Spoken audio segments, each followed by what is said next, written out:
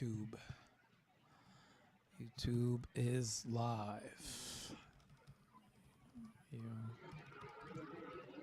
YouTube.com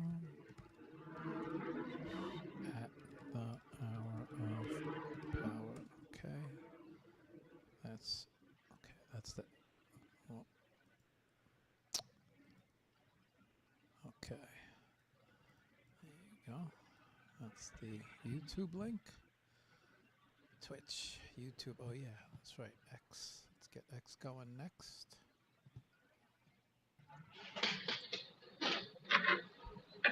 Okay, X is live. On create broadcast. Let's go. Okay.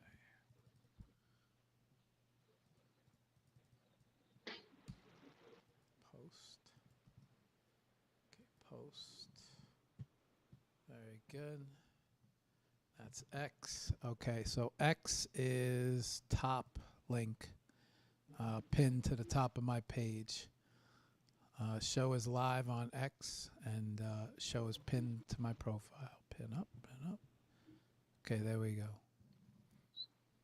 Okay, live on. There we go. Good evening, X. And last but not least,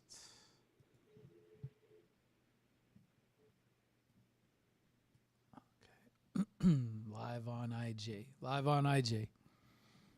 Good evening, IG. Okay. All right, let's start the show. IG. www.instagram.com. Marc Mauro. Okay. That. Oh shit! I should have put www.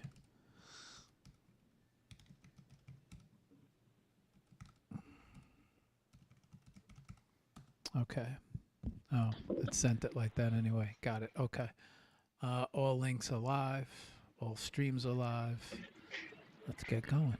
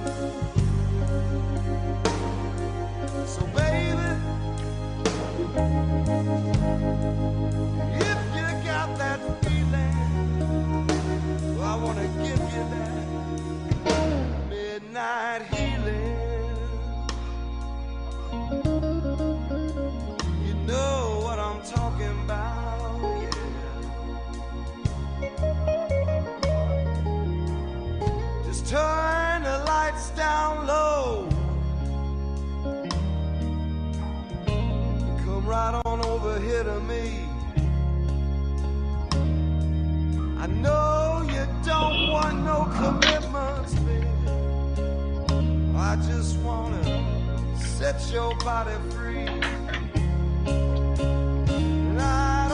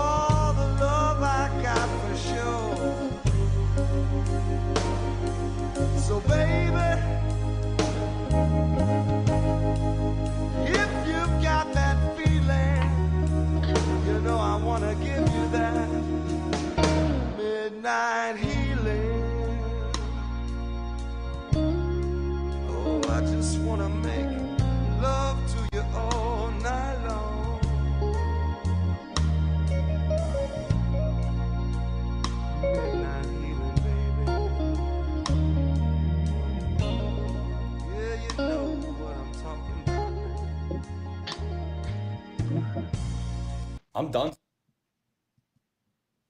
Nice try, YouTube. What's good, y'all? Give me a second. I just got to make a quick adjustment here.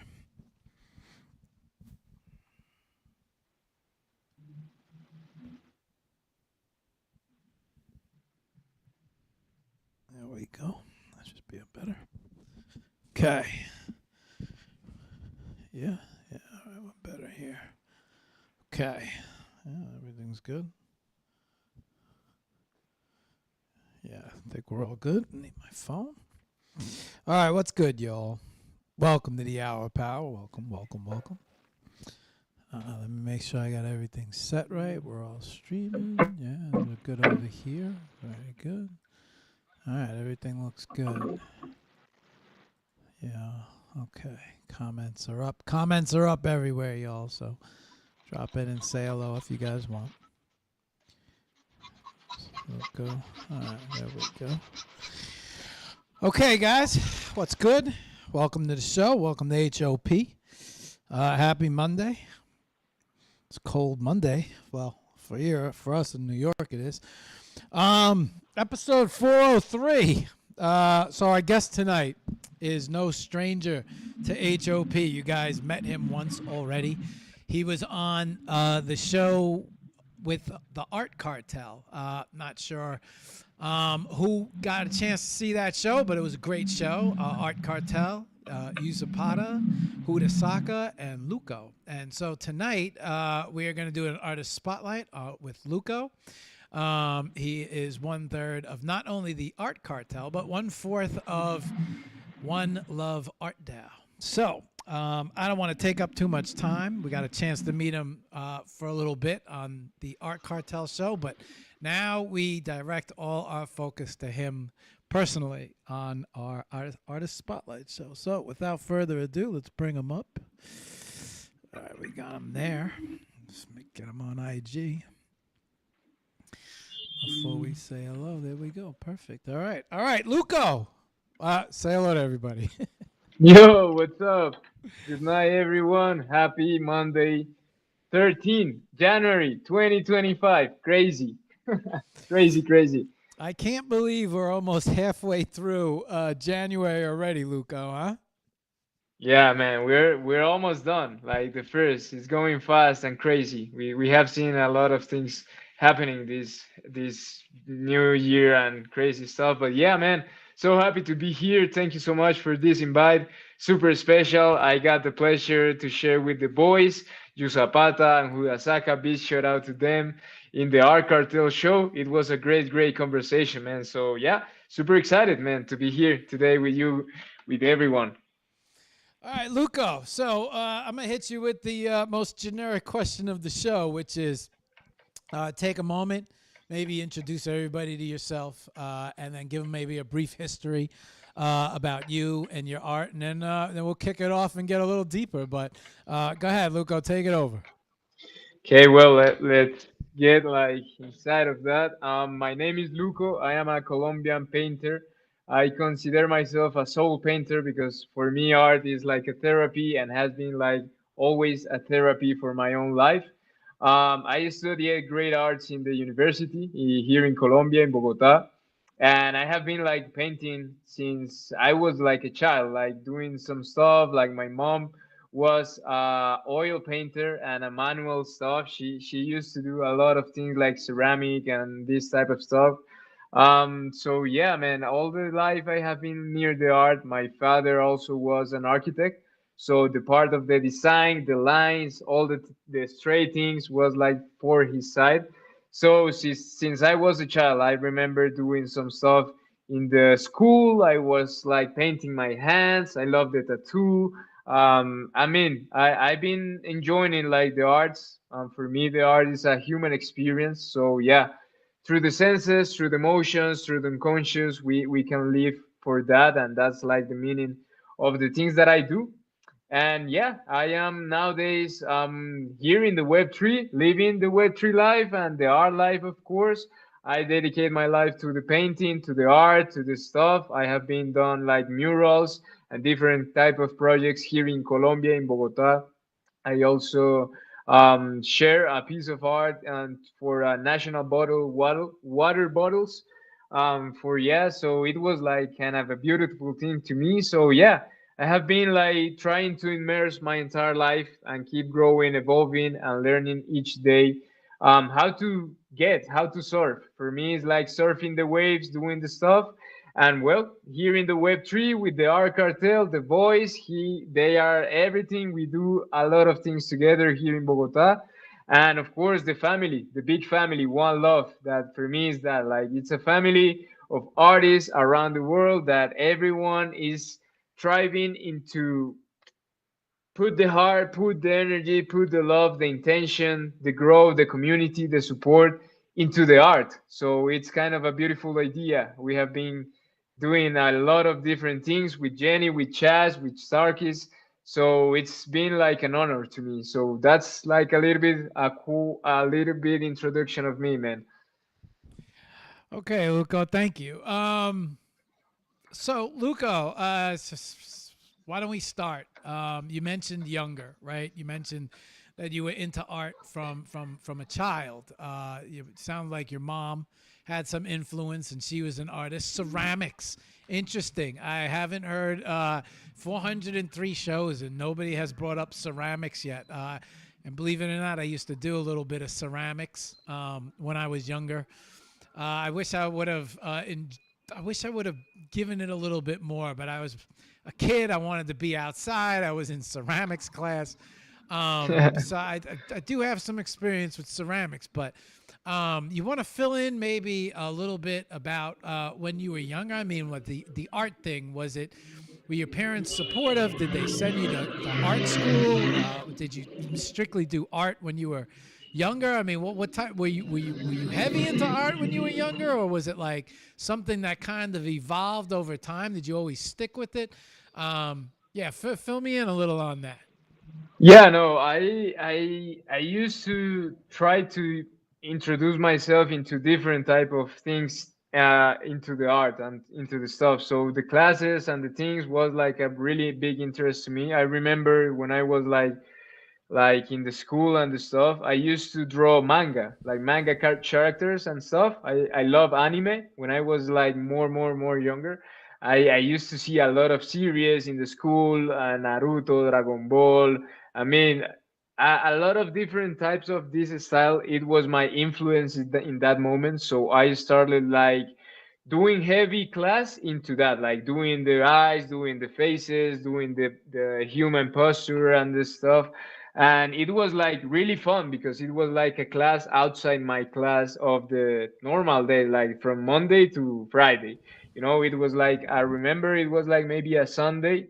So I had like manga classes on Sunday. And of course, I every single day I was looking at my mom like painting and doing different stuff. Like she was like immersed in different artistic stuff, but she didn't like study that. She studied another thing. So it was like really into the veins. And yeah, like my entire family is super surrounded about the art and all this type of thing, like photography, music, and this. So the influence was big since I was a child. And yeah, I used to love like the street art and the stuff like in Bogota and the things. So I used to get immersed in the character drawing. When I get into the university, of course, like my parents like support me a lot because like in my young age I was like a disaster, man. Like I when I graduated from the school, I started studying psychology. But before that, I wanted to be like a medical vet, like a medical vet, because I love animals so much. I love nature so much. It's like my temple, the nature. And I was like doing my stuff, but at a moment I get off the university and I told my parents like, man, I don't want to keep studying like this psychology stuff because I don't see my life and myself like doing therapy to others or having my consultory or my things. I don't see it like that. So I decided to jump off, and they always like support me when it was like in the line way, in the line path of the art. So yeah, all my life I got support from them, and I think like thanks to them and the influence of they not only in the artistic craft but in the mindset from the art, from the museums, from the places, from the traveling. Like I love to travel. I love to see sunrises, sunset. Like, I enjoy life. I enjoy life as an art experience. So it was special to me to have this support. And since that, they have been supporting me a lot and in the journey. And it haven't been easy, but it haven't been like my dream. And I have been striving every single day and every single time to keep connected into that mission and that vision that I have for my life and for the art.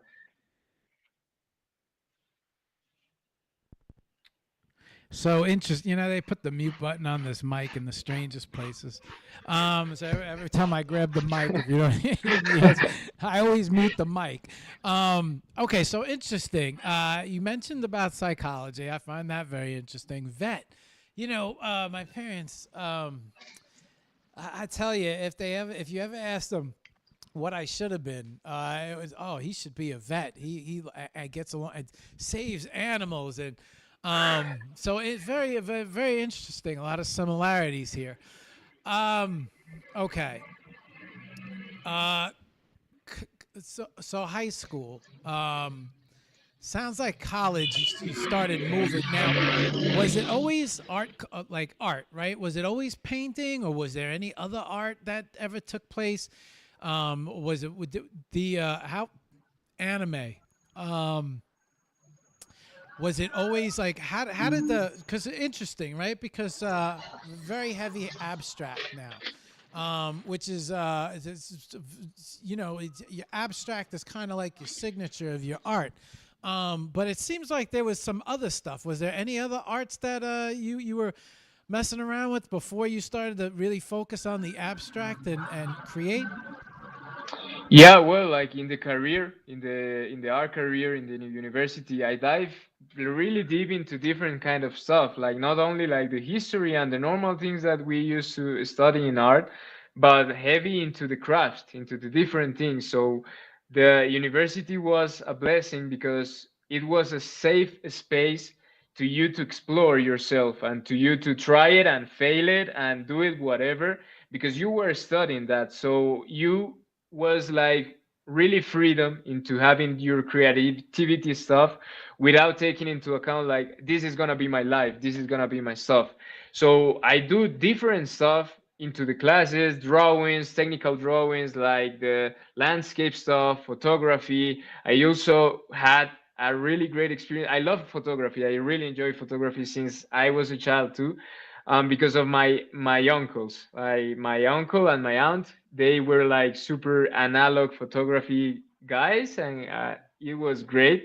So yeah, but yeah, without having that, the point in the painting was at some point in my life. I didn't do like painting, and I wasn't doing like acrylic stuff and doing these things. Of course, in the university, yes, but it was like heavy figurative stuff, for the class. It's like the things that are you learning, the stuff. So you don't have this freedom to create normally in that moment. Like you are exploring and you are diversing. But in my case, when I joined the painting and when I really found it, was like into a heavy, heavy like situation, like familiar situation with my father. I had like a really, really strong argue because my life, I told you, like I was a really, really mess, like in my young age. And when I get 18, I got tattoo my first, and I was like, everyone like, hey, what's up with you and your things. But yeah, but in that moment, I really dive into a strong, difficult moment because I was living with my father, not here in Colombia, but in Panama, and I have a little brother, Santi, my little brother. So I always has been like the example, you know. And my father was like, "Man, you're like a cow. You're like this. So you're living here, you're living that." I was studying that moment because the university stuff was so important always for my family and for my dad and my mom and all those things. And thanks to them, I had got the opportunity to study and all the things. It's a blessing. Like many people don't have this in and morely in Colombia, and not always art, like I'm gonna pay you, but something that real value, not art. But they were super supportive with me. And in that moment, I really dive into depression so hard. Like so hard because I was living in there and I was like really having a hard moment. I was studying in a university that don't wasn't my vibe. In that moment, I got dreadlocks, and the people over there look me at what the hell this guy. I got like the ear things and stuff and the tattoos, so the people normally there don't used to. So I was like the weirdo maybe in the university, and I was studying like nothing with arts. Like I was like, man, I am doing arts. I am want to do art because the psychology, the animation, then I the stuff, but it was hard. So in that dark moment, I remember that I would had some savings on my bank and my stuff, and I go to an art supply store and I buy a lot of things like canvases, markers, spray paint, and brushes, acrylics, and different things. And I said to myself, like, I'm gonna dive every single day because I prefer being here painting outside in the balcony than being outside in argue with my father and having like strong moments and my little brother seeing and I feeling like, man, I am shitty, man, like, you know. So I do it that for like 2 weeks, 2.5 weeks, where before I back to Colombia, and it was like my therapy and my salvation. So in that moment when I connected with something super different, that don't was this technical study, that don't was like this figurative path that I have been doing my life, not only in the university, like when I was a child, when the street art, like the letters and the stuff, the characters, I was like always copying, like having the sketch and copying it and doing the stuff and painting it. But in this type of thing was different, you know. This was like a really visceral expression from my inside that I don't even understand, but I was feeling that it was healing to me. So in that moment I find that I wanted to do that for, I mean, I am 6 years from that, so I don't know when I was gonna stop, but I decided to do this for life, painting and doing my stuff and expressing and doing catharsis through the craft, through the colors, through the motions, through the textures, through the mediums, and it was like that pivot, like in the art scene and the art stuff. So yeah. So interesting, right? Because not that it's the only art that you do, but you focus on abstract, and not only focus on abstract, but I've noticed, what and I mean, I understand because I know how it feels when I do art, right? And through speaking through others, very interesting about how others tend to find, and everyone says the same thing, right? That this when they're creating, when they're doing art, it's like a bit of like a meditation. People find their answers in their art. You're sitting, you're heavy focused, you're heavy concentrated. You're not thinking about anything else. You're just clearly just creating, or letting the art flow through you, and from there, the answers flow through you as well. They just tend to, you put a lot of heavy focus on trying to figure shit out. And when you put focus on trying to figure things out, very difficult to figure out the answers. But when you kind of like sit back and take your mind off things, that's kind of when the answers come. So it sounds like painting was a bit of a meditation for you. Um, Okay, so interesting, right? Because what I am curious about is I'm not an abstract guy. I have never been an abstract guy. However, I do see the art in abstract. And I guess what I wanted to ask you is how did you find, right? Because you have a style. Every artist has a style, and your style is very clear as well. But I don't think that style happened overnight, right? I think it took time for you to develop and find that style. So what I'm curious, and what it almost sounds like is were you starting to find yourself out on the patio, with the canvases as you start? How long did it take you to kind of, how many, it's Friday, right? Really quick. Friday we had Art Nas on, and just listening to her speak and seeing all of the different mediums, and she has acrylics, she had oils, she had mosaics, she had resin, and it's but she kind of found a little home with watercolor, right? And mastering watercolor, it's a challenge, and then she kind of fell in love with it, and then that's where it started from there. My question to you is, How did you develop your style? How did you find your style? I mean, you got characters, right? And you got street art, you got graffiti, and you got all this sort of stuff that's very definitive. A lot of this stuff, you know, you're painting a character, you have an outline, you're painting, but abstract, completely different, right? There's no rhyme, there's no reason, but perhaps there is, right? Perhaps when you're creating, you see differently. Pollock. Pollock was huge when it came to abstract, and but abstract. Like, how did your art style develop over the years? What did you come into? Did you figure out right away that it was abstract, or did abstract kind of come from? So yeah, I'm gonna let you answer. Go ahead, Luca. No, it's okay. It's okay, man.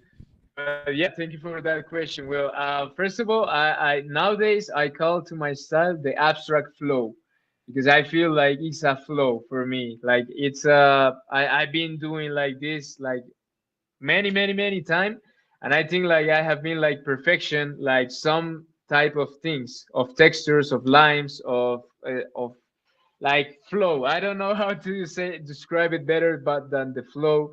But yeah, it's kind of that.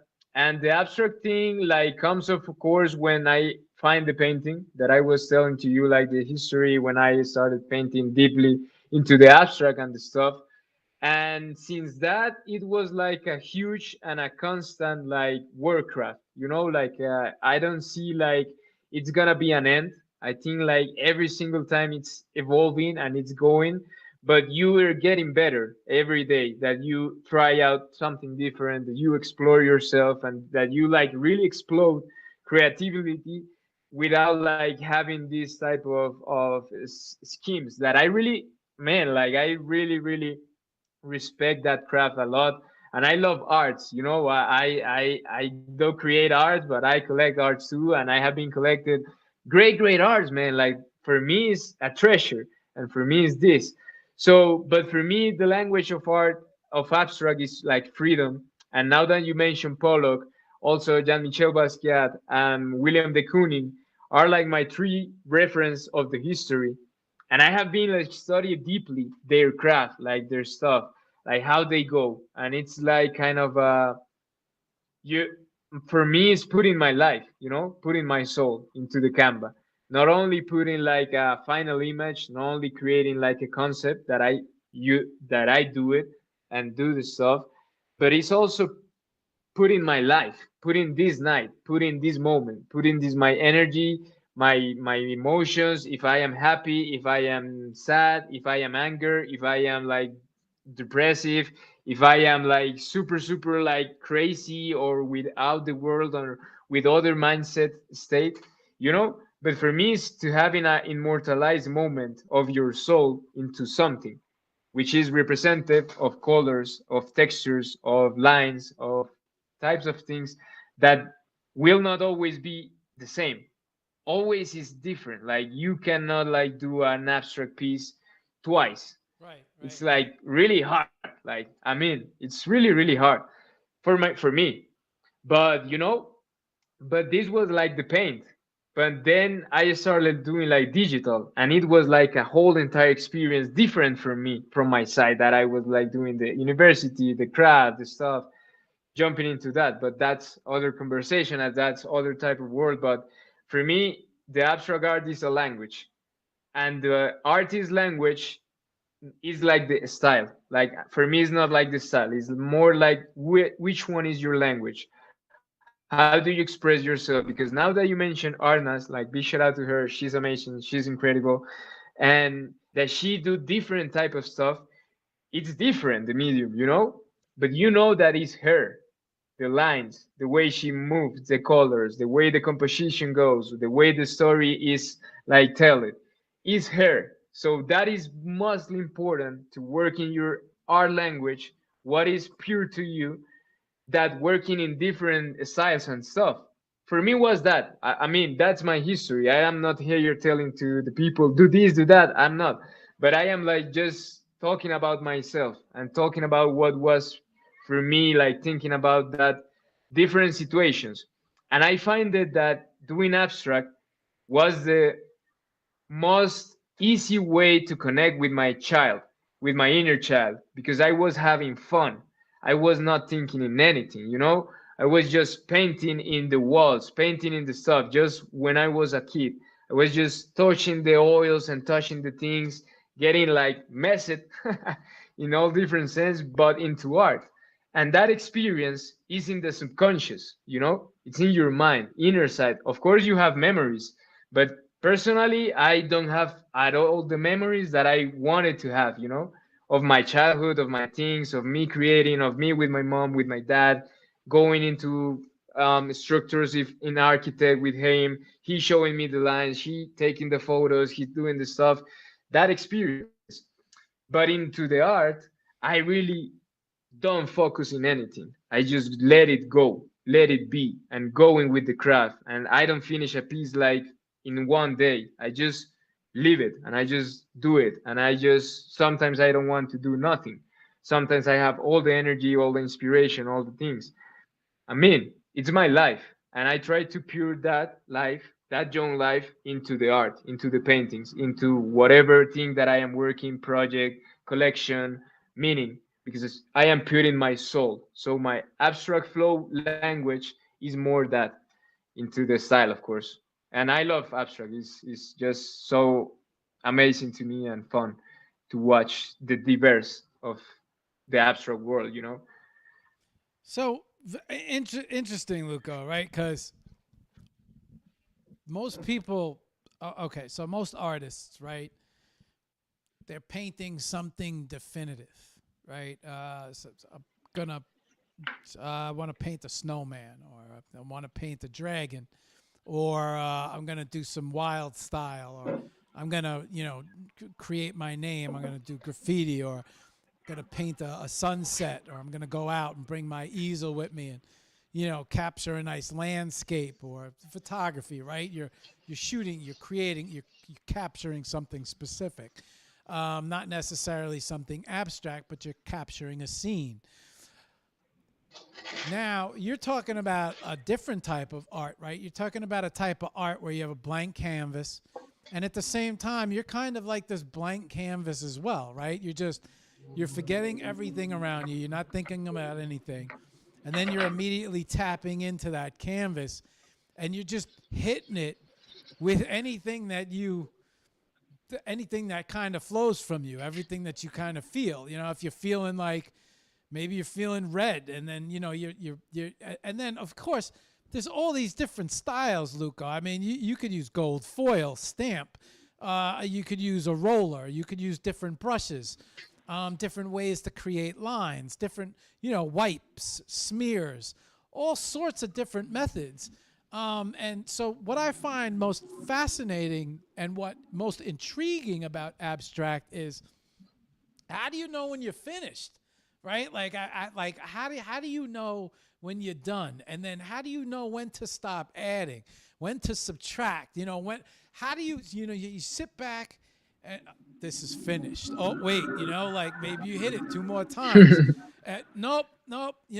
And so right, so Yeah, that process, right? Like, how does that process happen? And do you like do you concentrate with just brushes, or is it anything goes, or are one day you're throwing paint at the wall or at the canvas, or the next day maybe you're rolling it? How do you even decide? I mean, is this just something you just let it kind of like come out and like, all right, today we're like, go ahead, man, go ahead. yeah.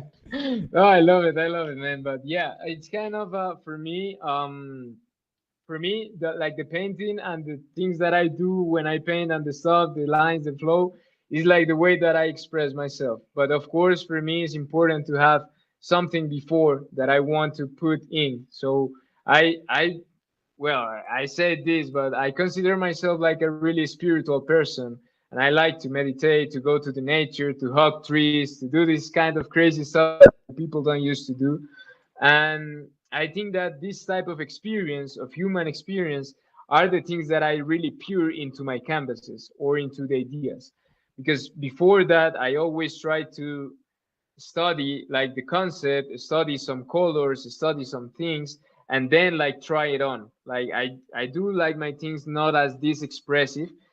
I mean I want to do it more like this because I said this year I wanted to go more visceral, more like man, not great vibes, not color, not any shit. Like I'm putting my demons here, I'm healing my things, I put in my mind, mindset, everything. But for me, this type of thing, like when do you finish? I have like of course like in my mind, I work into layers.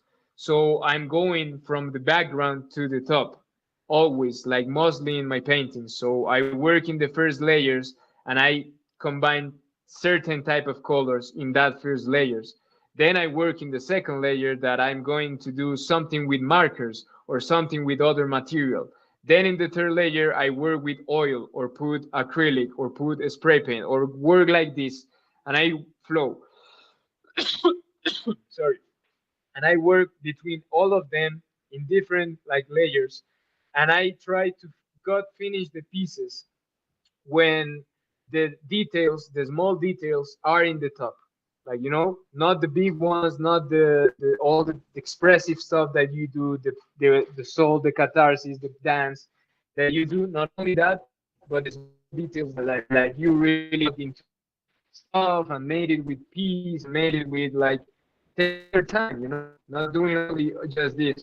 So mostly when I start putting like the blacks and the whites details, it's like getting to the end. Like for me, it's getting to the end. Like the last details, the last lines, the last text, the last stuff, and but I feel like it's so something really, really inner. I don't know how to explain it at all, but I think it's something like really, really of the moment and the experience that you're having, or the intention that you wanna put into it. Like I'm gonna put example. Like sometimes you work with an entire idea, with a sketch, with a composition, with a mind, with a digital preview or something like that, like the combo of the colors, the lines, and the stuff.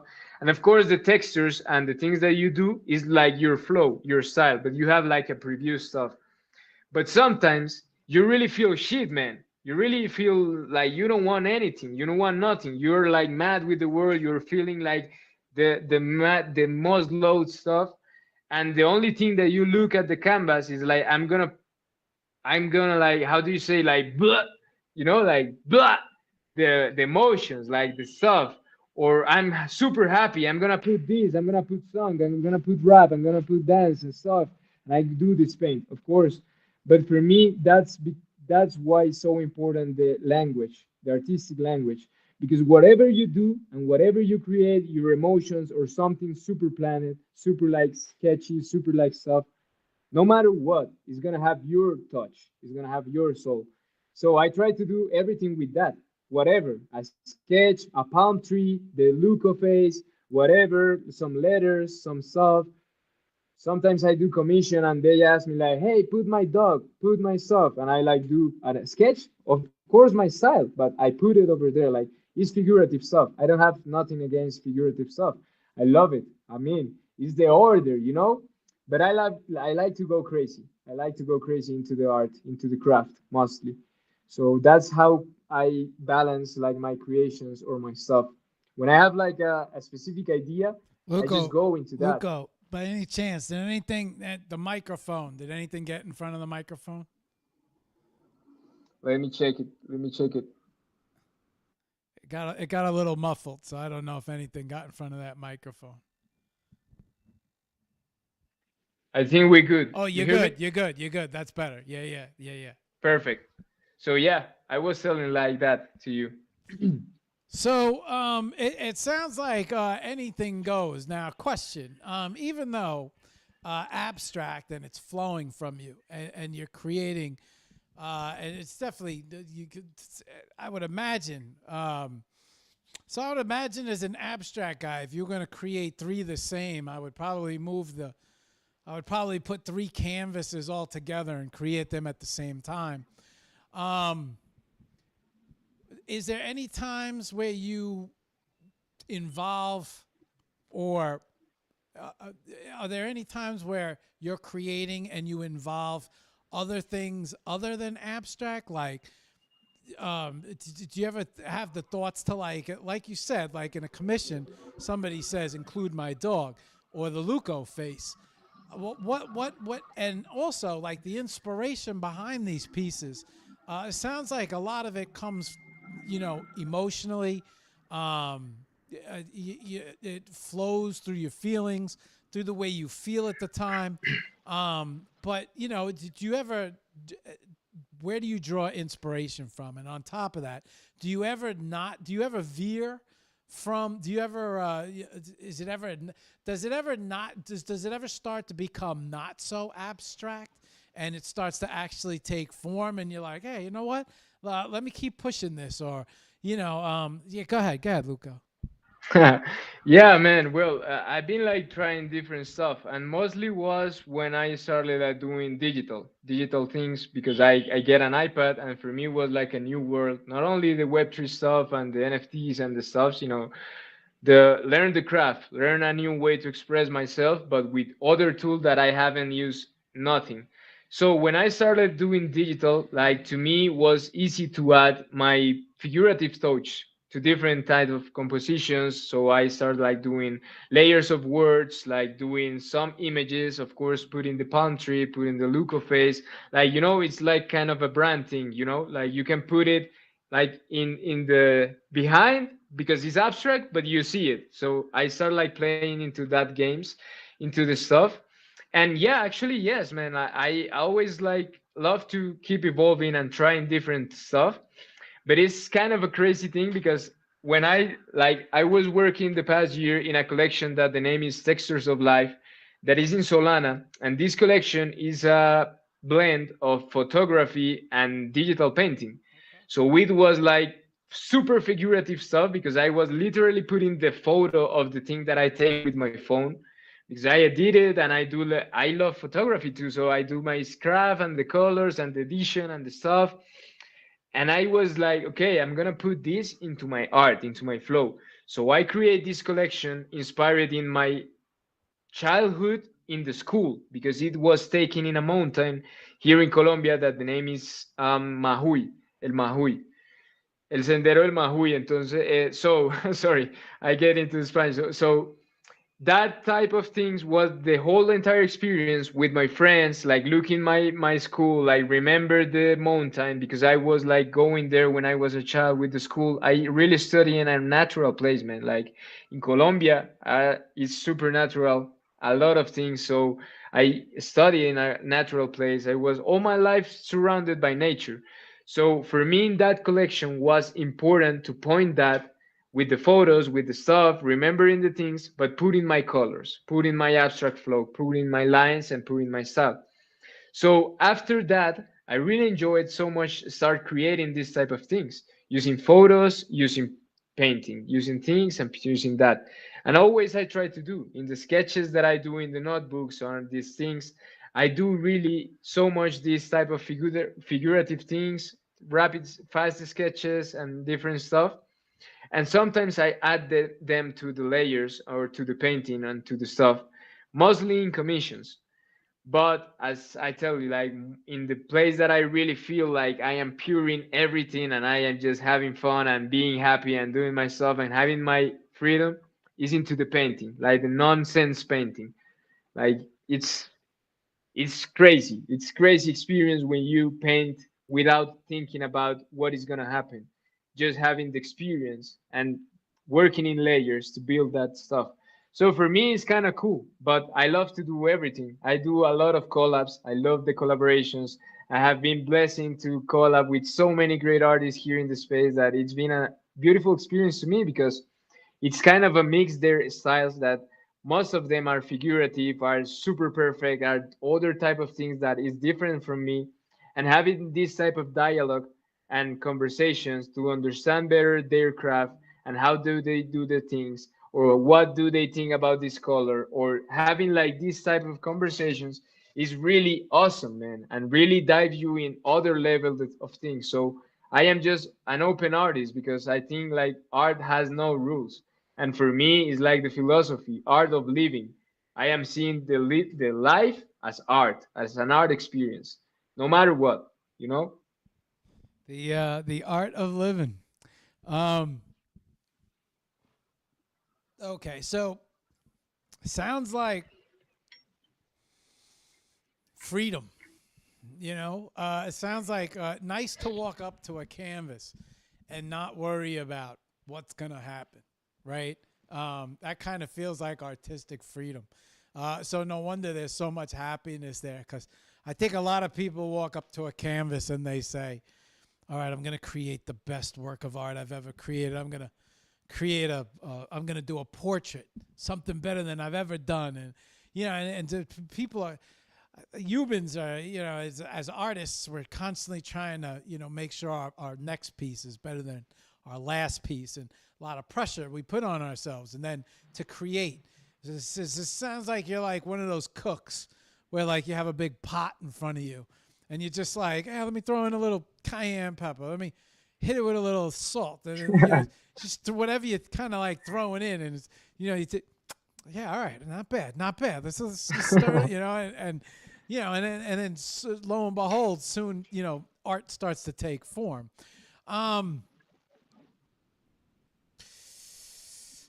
Now, art, the abstract painting, everything that you were doing this way before the whole NFT scene, right? I mean, this was, yeah, Yes, I started painting like heavy abstract 6 years ago. Like 6 years ago, I started like diving my life into the painting right. more than into other crafts. Like I was equally doing my university homework and doing my stuff, and it was not abstract, man. Like they don't teach you how to do abstract. It's like not happening in the academic side. But I was like having like my Batman mask, as you Zapata said, that he in the Sunday is like this the serial guy, impresario guy and stuff with Artify and all the stuff. And in the night is Batman with the palometas and the thing. It happened at that to me in the life because the abstract art is not loved at all. Like it's not like understandable at all, and it's like really critique in so many senses.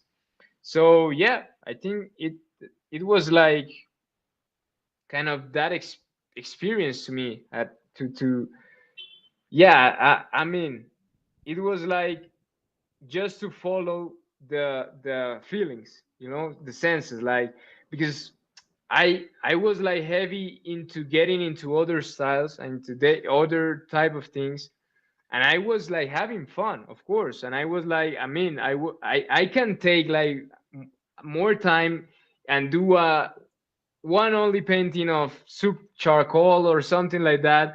Of course it's gonna have my style, but it's gonna be figurative because I mean I can do like I think like mostly of the people think that when you are an abstract creator or painter, you don't know you do that because you don't know other things. But in my case was the other side. Like I was doing a lot of things. In this moment was like boom, do whatever you want, no matter, no rules, no nada that. And of course it was like wow, it's awesome. Like fuck yeah, man, I'm happy. I'm going to the thing. I'm going, and I build that stuff. So I think like my lines, the way that I express nowadays, has been built through the years, like through the years of doing.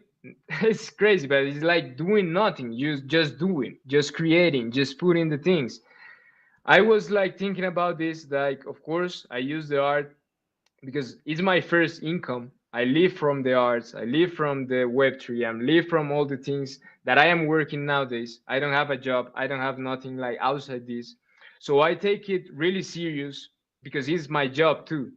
But always that I think about this, that the question is like when I was a child, I was not thinking about to do the masterpiece or create my stuff because I mean, I don't have it in the mind. I can sell this, or I can have income from this, or something Right, like right, that. right, You right. know, Yeah, yeah. when I was a child, I You're not thinking about probably how much. You're not thinking about bills. Yeah, yeah. yeah, I probably gift a lot of art. Actually, I do it like nowadays or something like that. I gift it.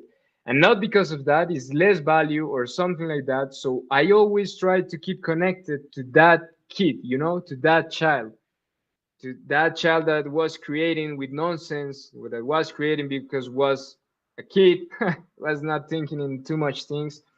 But of course, now I am an adult, you know? So I try to be ordered and organized into the, how do you say that? Into the el negocio, you know? Like my art is my business, you know? So into that word, I try to be super serious into how I manage my business and I do my stuff and I think in strategies and I think in ideas and I have collections and I have projects in the mindset, but not into my craft. I want to keep my craft free of whatever. It's hard because selling abstract art is not too easy.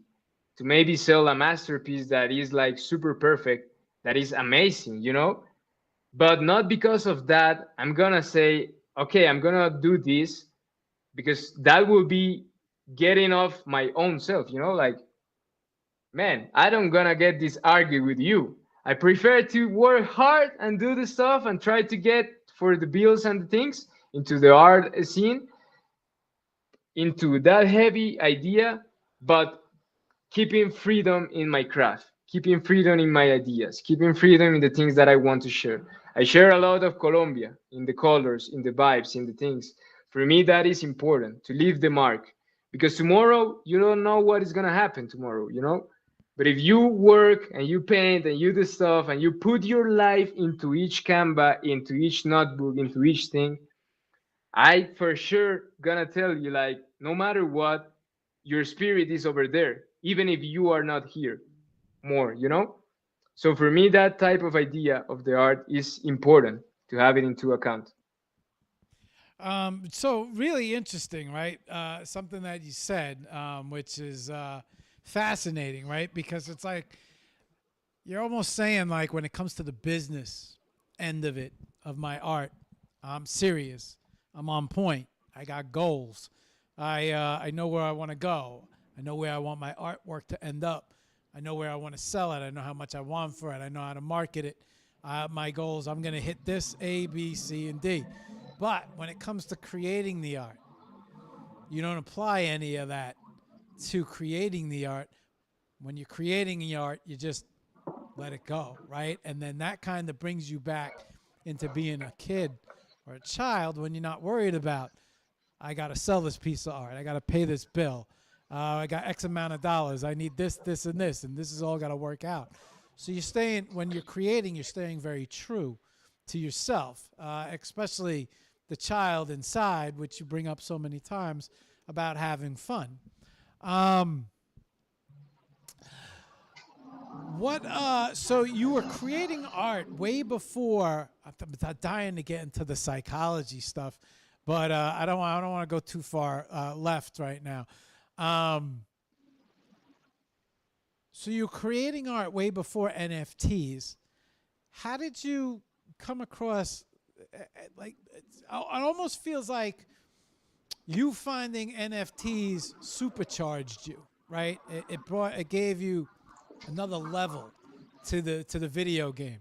You opened up a new world, and then that kind of brought you up to the next level. How did you discover NFTs? How did that come about? Yeah. Go ahead. Answer. Yeah, let's get that.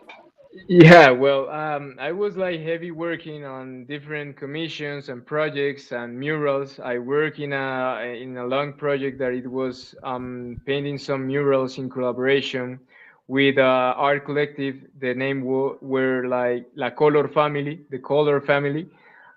So I was like diving into this, but then the pandemic and the stuff came, and of course, like, all these type of projects went down and all the commissions and all the things, because of course there were no liquidity, there were no like moment to have like this type of conversations or dialogues into the art, that I am an artist and this is what I create and the stuff.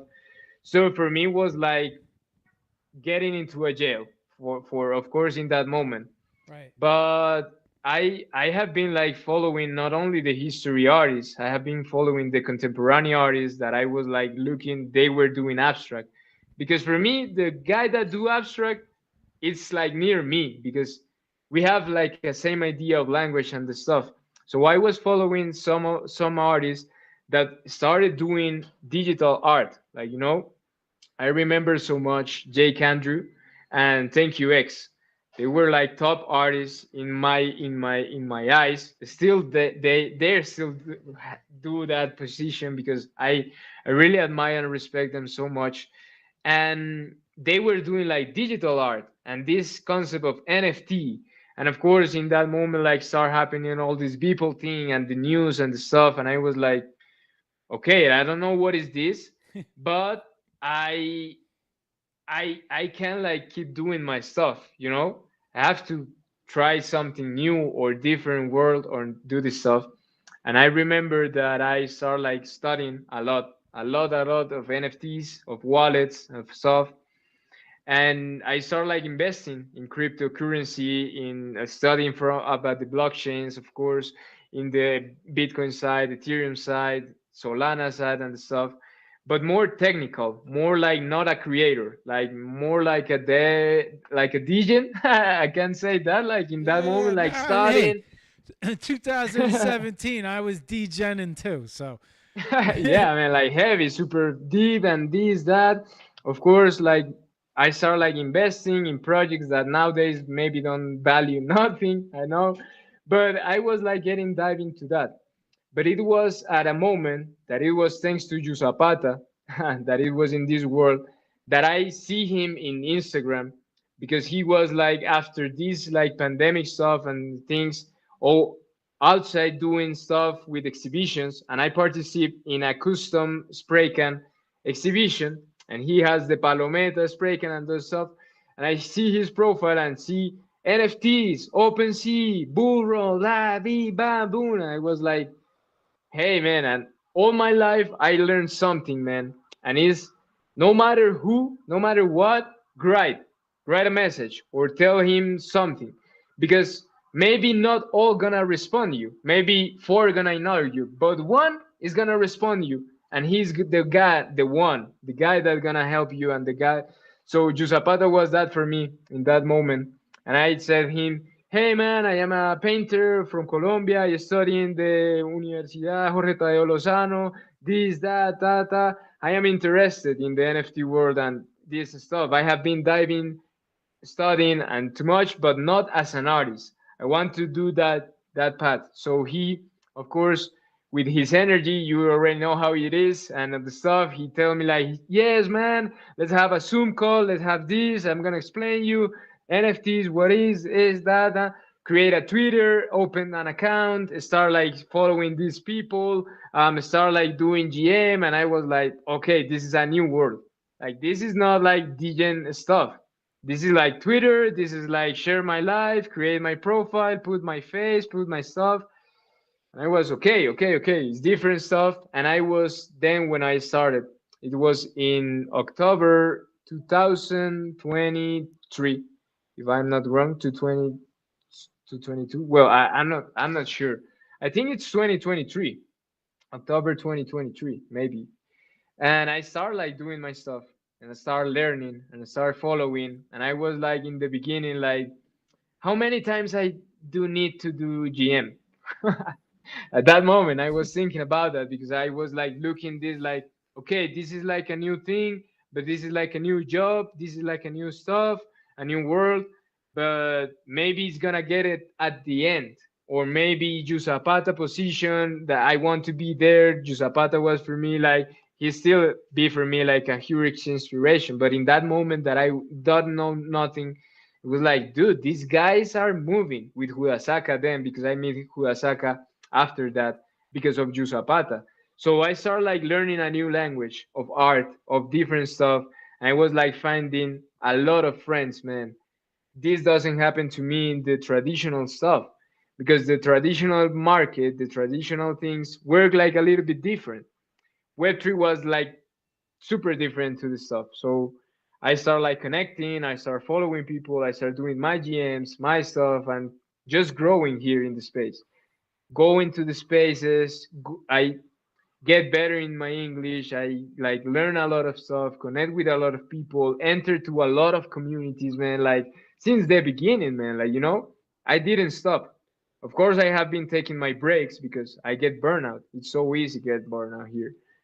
But I haven't stopped since that. For me, it was like a no-brainer. And yeah, that's kind of the story that how I entered. It was because of the digital art and the people that I was following and all the history behind of that. And that I was okay. What is a wallet? What is a blockchain? What is this? What is that? I was talking that to my girlfriend, my family, my friends. They were like, "What the fuck are you smoking, bro?" Like for real. Yeah, Uh, it's almost like a different world when you start talking about it to anyone. You know what I mean? yeah. It's like, yeah, no, I'm up on the blockchain. They're like, the block what? And I'm like, yeah, I'm up on the blockchain. They don't. It's just like, um, Crypto is like a scam, so I mean, right. Yeah, right.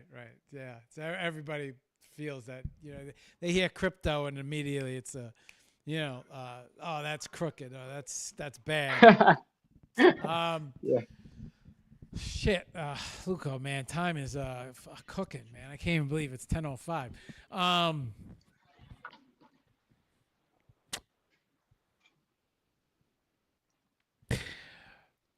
you make your way into the NFT world, you realize all these opportunities, right? And you start to see this brand new world. You start to see the possibilities of getting your artwork up in Times Square when maybe that wasn't even a possibility before NFTs. Maybe if an artist wanted to get their artwork in Times Square, you'd most likely either have to pay for it yourself or, you know, uh, rent a billboard, or you have to do maybe work with or be commissioned by, a billboard or by a company, and then that would have to be paid. Appear, yeah. Yeah. And but now you show up in Web3, and it's like, wait a second. I could just submit my art, and there's a chance that I might end up on this, you have huge billboard. So there's all these opportunities, right? Maybe you could speak about some of these opportunities. I mean, you did mention about Zapata, right, and all these connections, but and for those that haven't seen the show, right, and are watching for the first time, they don't know about the One Love Art DAO, and they don't know about the Art Cartel.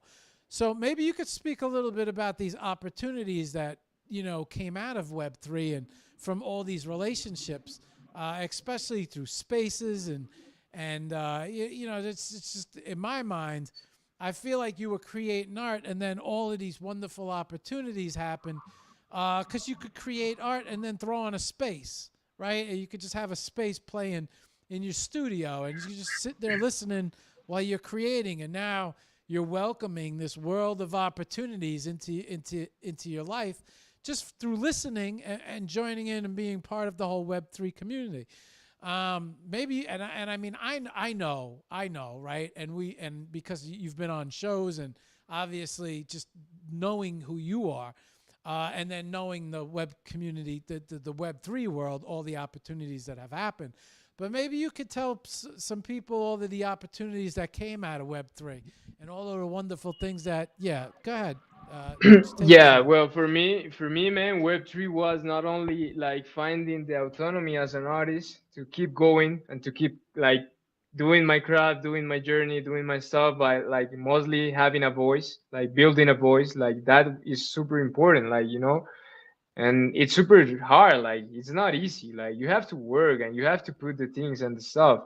But when you know that your energy, your time, your art, your stuff really gets some value. Yeah, And that's I was right. like That's thinking right. about not only value about the connection, all the stuff, but I am just connecting with people that I don't fucking have idea, man. Right. And I don't have these friends in my life. I don't chat with these guys. I don't have a night space that I talk and go up and don't know nothing and I have shy and stuff. And man, it's I don't have this type of experience in my world, at least in that moment. Of course I have doing my art stuff and my doing my things, and I saw like having like money from my arts and my stuff, but it was not compared after, before and after with the Web3, and knowing that and taking this serious, like a job, like being showing myself every single day here, grinding, doing this stuff, and this with no like stop, was because of that. Because I was feeling that at least my energy, my time, my passion, my art, my stuff was getting at least a value of anything. Because I was showcasing my voice, I was sharing with more people, I was connecting into communities, I was learning from other artists. I started like collecting art, so getting inspired by others and doing the stuff. So for me, it was like, man, this is crazy, like this is not happening in the real time, in the real life. So for me, it was a no-brainer, that type of experience, even of the whole entire opportunities of here, because there are million, man. Like, you are connected with the world. I was not connected only with Colombia, with my friends, with my family, with the people that knowing me that I was painting and doing the stuff. No, not that all. That I was super grateful and was my life and my stuff. But I was nowadays having the opportunity to connect worldwide through an app. Because every single time that people ask me, what the hell do you do? Because they, of course, look the shows, look the things, and this is real or is fake or is what? I said, man, it's of course your work, it's your part. It depends on you. But you having a tool and you having a open thing that it's opening a key into a box of immense things and opportunities. So it's up to you of decide to do the stuff and take it serious, or just get into the thing because of that or because of who. It doesn't matter what. It's a tool. It's technology that we use to that. So man, it was like for me this type of argument that was like, man, boom, like do the stuff. And since that, man, I just been like having experience, man. Like for me, it was really important when I started in the Web3 stuff. Go to every single event of Web3, even as if I was showcasing, if I was nothing, because in the 2023, yeah, I don't know, man. The time with Web3, you know that is crazy, but yeah, when was the NFT NYC stuff in the 2023? Yeah, I remember. Jusapata and Hurasaka were part of that and was showcasing and was like, man, my art in New York and stuff. And I was like, what? Like, how? How do you do that? Because I don't know nothing. I was like just starting. And I remember that I said to myself in that moment, I have to go. I have to go there. Why? I don't know, but I am in this world.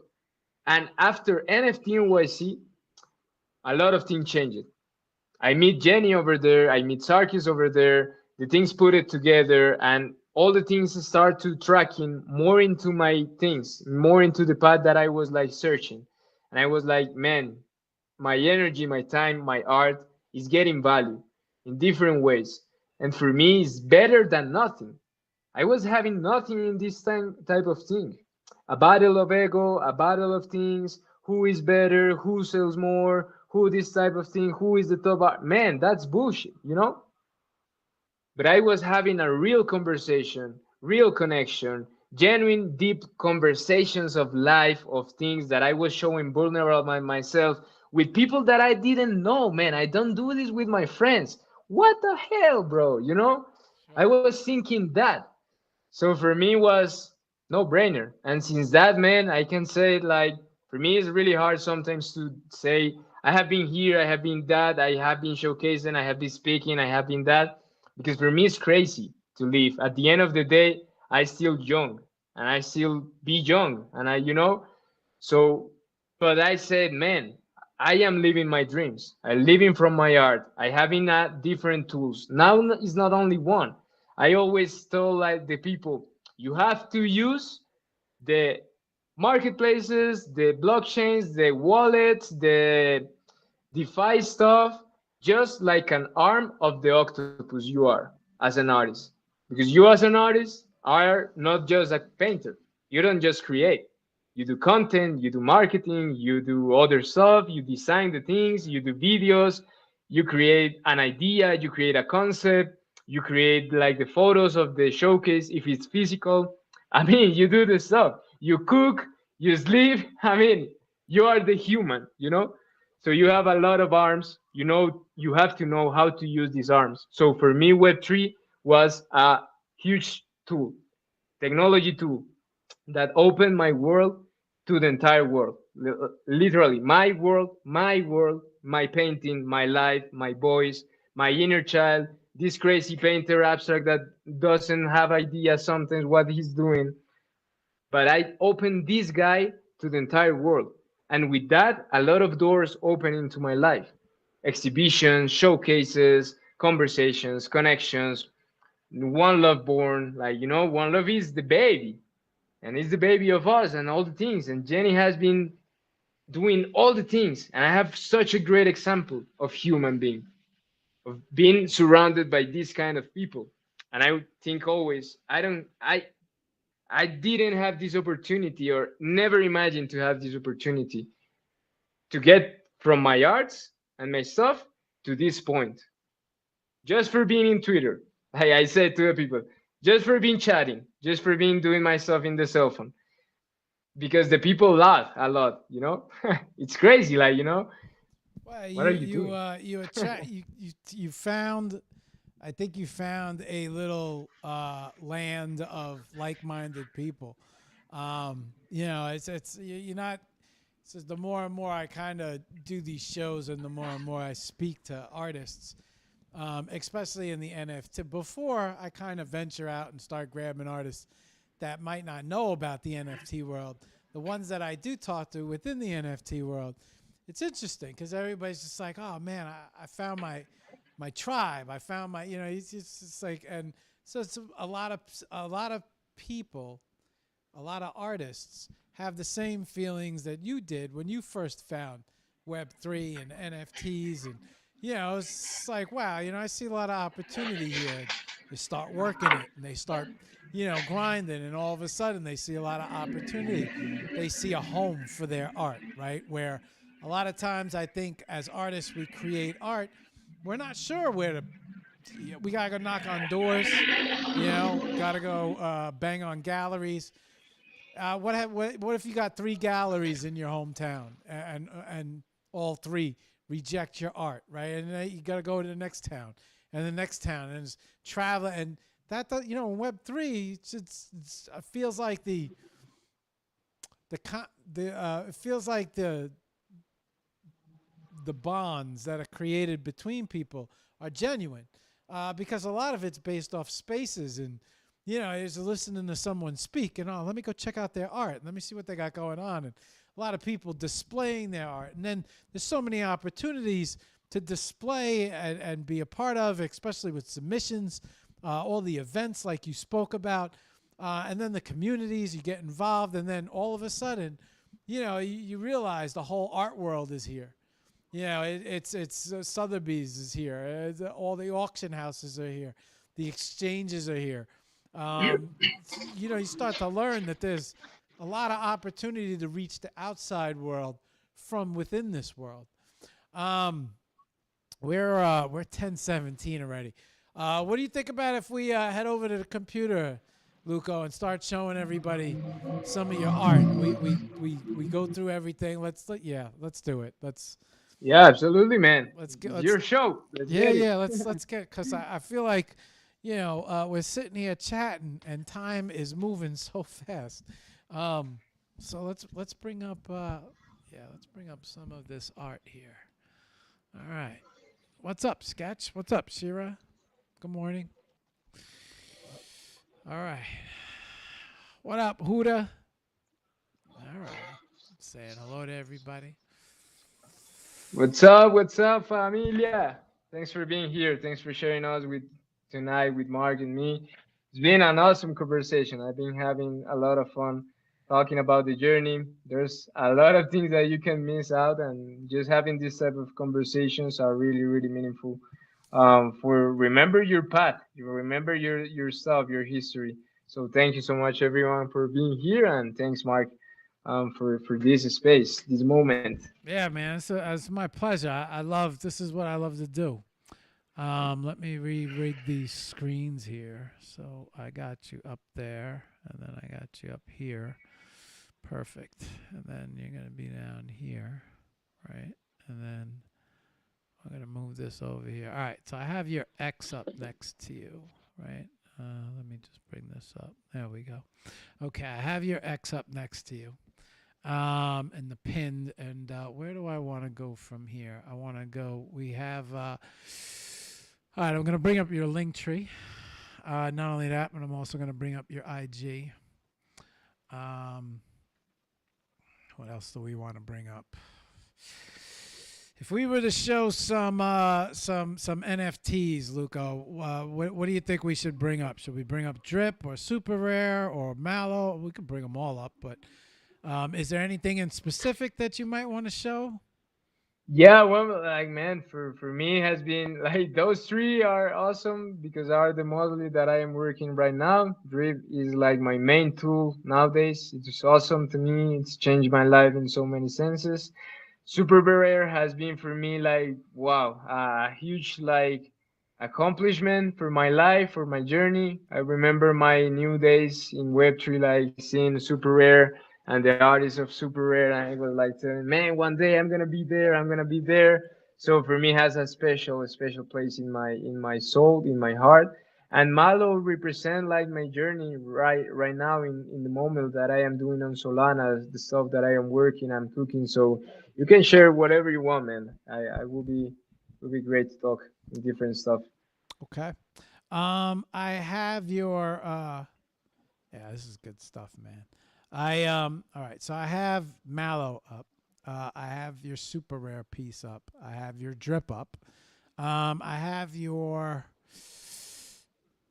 I also have your Instagram up. I have your link tree up. We have everything. I closed your TikTok, but it's nice to see you making your way over to TikTok. Let's open your foundation. Let's bring that up as well. I think that's important. Right? Good. Okay. Let's bring all this up. All right. And let's see. Let's I'm gonna scroll down to the bottom here of IG and let's start there. I think that's a good place to start. Okay. All right. We're gonna start at the bottom of your IG. I'm gonna ask some questions. I don't need you to necessarily talk about everything, right? I'm just gonna kind of flick through stuff as we continue the conversation because I do want to, I want them to see what you have got going on while we continue the talk, and then we'll focus in a little bit more about everything else. Luko, let me ask you a question. Abstract, right? Like what? Oh, hang on. So you're not. I almost forgot to switch the camera. Hang on. So you could see me, so you feel like you're talking to me now. Okay, you see me now? You got me now? Yeah, Oh, perfect, perfect. okay. All right. So at least like we feel like we're having a conversation here, and you're not talking to an empty chair. Okay. So abstract, right? Very interesting. And the Luko face, right? And the palm tree, and little tiny signatures throughout your work. Especially, I would imagine that as an abstract artist, there's techniques. So like a Jackson Pollock, right? He had a very special technique where you could kind of the way you looked. A perfect example. You said there's an artist, or there might be many artists now. I don't know, but have you ever seen? I think there's one. I think it's one guy, but it could be a few guys.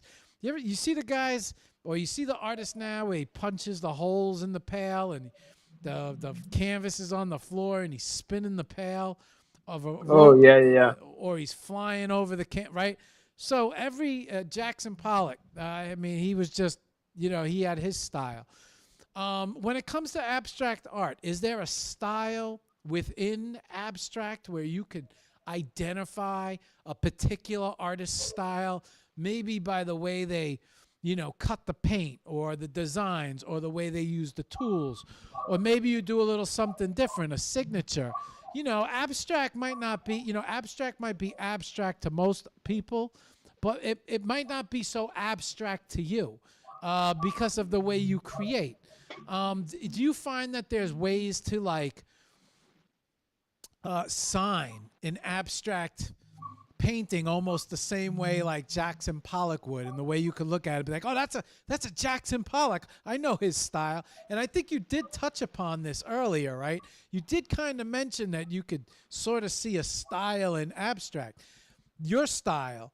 Are there particular things that you do that you feel carry throughout all your abstracts, so that so I mean, the more familiar I get with your work, right? Eventually, there might come a time where I'm like, wait a second, that's Luko's, right? And so most people might look at it as a bunch of paint and lines and can't make rhyme or reason of it, but people who know artists, people who study art and start to see patterns and things develop, and you're, I know that style, right? And not so much abstract anymore. What's your thoughts on that? I mean, am I in the ballpark here, or? No, no, you're good, you're good. I think like there's like all the abstract artists that I know like nowadays in the space that are like my friends now, that I am super proud to say that, like crazy, because most of them was people that I admire a lot and I look so far, and nowadays are my friends. I have conversations with them and stuff. Have their signature, have their way of mixing the colors Right, or right, using the brushes or using the spray paint or the stuff. I think in my case, the most thing that it like goes is like this street flow, like the street flow, like like it's something like with the graffiti, with the street art, with these lines, with this type of signature. So I use a lot like the spray pen.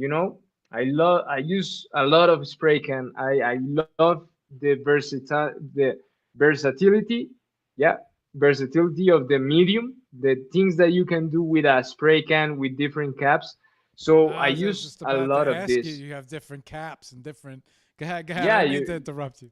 yeah, no, you work with different caps, like all the materials. Like now, in this moment, I am painting with these brushes. Those have different like sizes. Those have different things, and those are different, like created with different materials. I have like these type of things, like this. How do you say? How do you Spatula. call this? Is it a spatula? Spatula, like Spatula. la Yeah, yeah. spatula, exactly, esa. And this type of stuff, and the spray can, of course, the markers and the things. But as I was mentioned, I think like the signature and the way like you understand and identify an abstract piece from an artist and another one is like the language, like the way he puts Right, the right. spirit, he puts the soul. Because Pollock, what he never touches, or of course he does in the craft, but there's like a lot of paintings, a lot of works that you don't haven't seen. No one haven't seen. That a history of an artist. There's a lot of things that you don't know what is the deal and the stuff. But the mostly like work that is like the how he go in the flow, but he doesn't touch the canvas. He doesn't put the brush.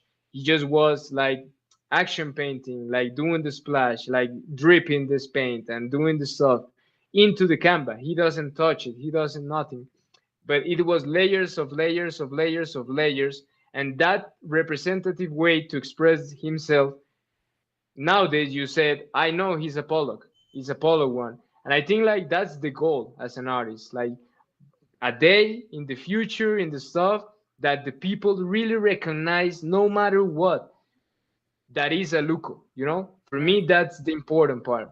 Like not having like the big sale or something like that. Like the people really remember my art and really remember when they see my paintings. Oh, this was a young guy, this was an old guy, this was this guy that was natural, that was spiritual, that loved the street, that loved the art, that loved the light, and all these type of things that are my life.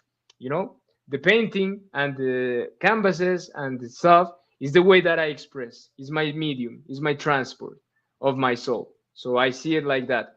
So I try to get better, like but I'm going through. I feel it. I'm going through the style with the flow, with the things, and it's a constant exploration. For me, it's not gonna get into the end. You always you learn something new and you say, oh, okay, I'm gonna, like now I'm painting with oil, just oil, not the spray paint, just oil. And I am like, man, this is crazy, this is new for me. Like the piece that I am working right now is on oil. Ah, there we go. There we go. You're in your studio painting right now, right, Luca? Yeah, yeah. While talking with you guys and doing the stuff, I'm just vibing here in the home. So yeah, it's oil, but it Okay. kind of have my signature. You have my lines, you have my colors. I was like reading amazing artist that I follow in Instagram, and he do like a lot of videos talking, and he was just like doing like the important. He's super like poetic. But he was like talking about like the important part is that this line, these colors, these textures are just one, are just in this moment. There's not gonna be the same texture, the same line, the same detail in other painting in other moment. So that's my important feeling about the painting, about the art. He was telling that it's happening right now for forever. It's sticking right now. This line is forever, not tomorrow, not yesterday, now. And that's kind of immortalize your spirit, and that for me is really important to put in my paintings, in my stuff. Sketch says hello. Shira says hello, and Chaz just checked in, and he said, "Luco vibes, Colombian Jesus." Um, He knows the jokes. He's my boy. Love s- him. so, Luco, question, right?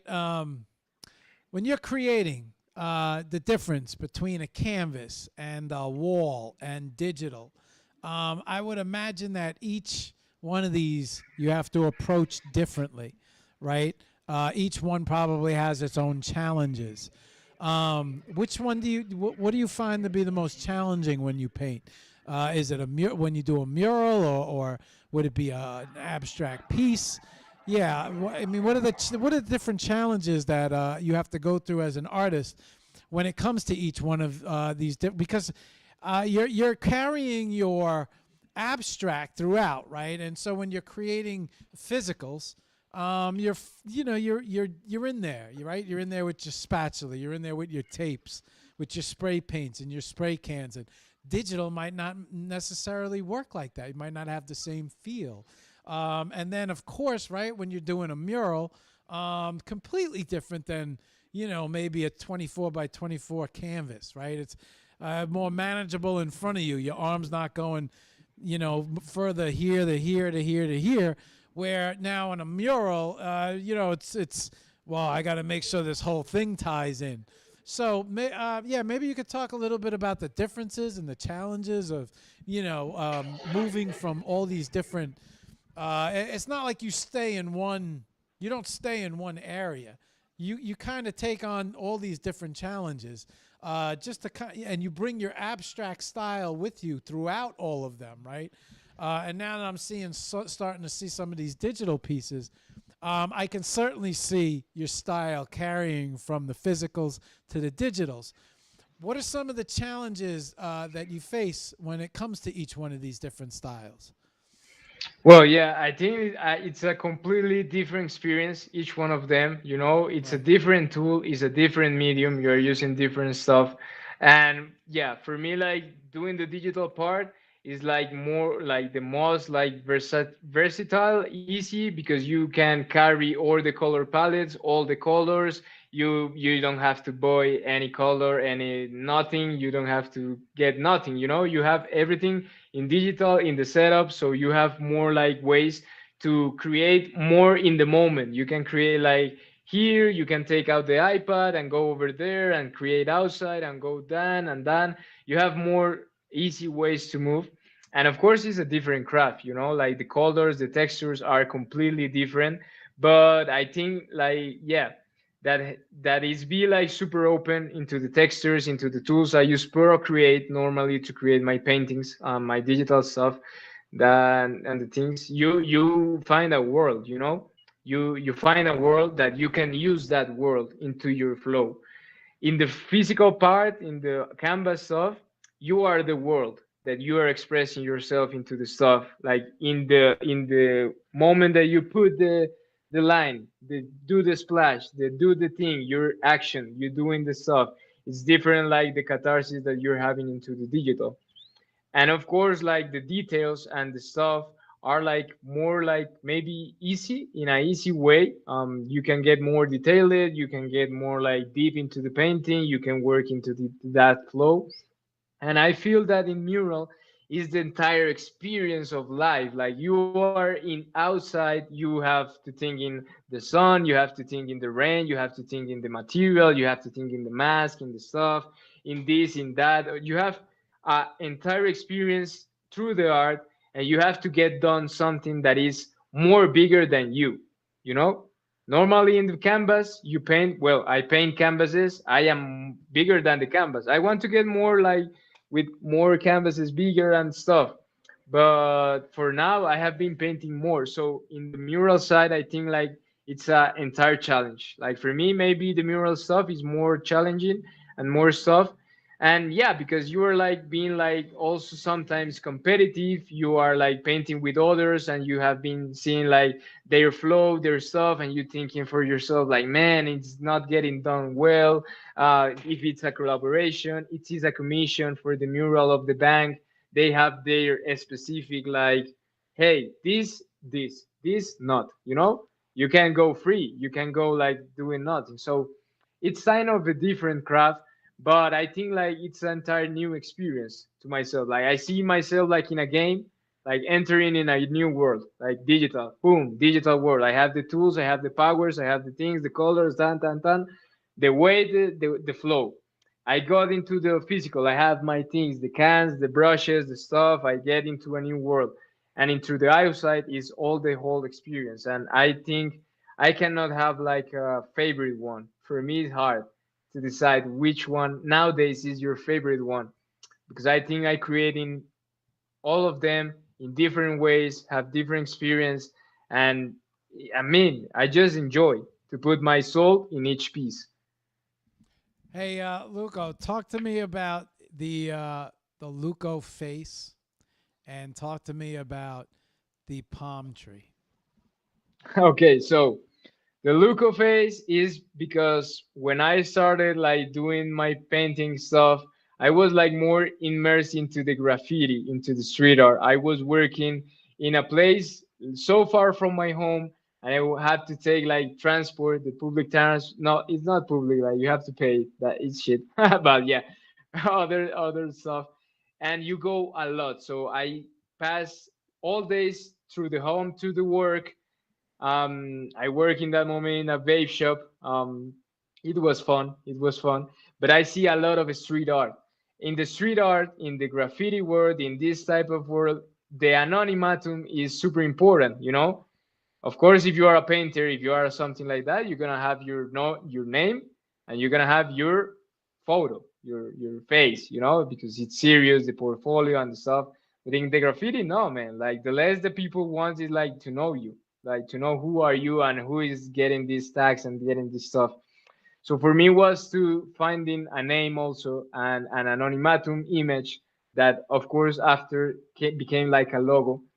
But it was just it's my face, my I so I have a small eye in my right eye is smaller in my face, and always since I am a child I used to wink that eye in the photos. When they took photo of the family, photo of this, photo of that, I always wink the eye, the small eye.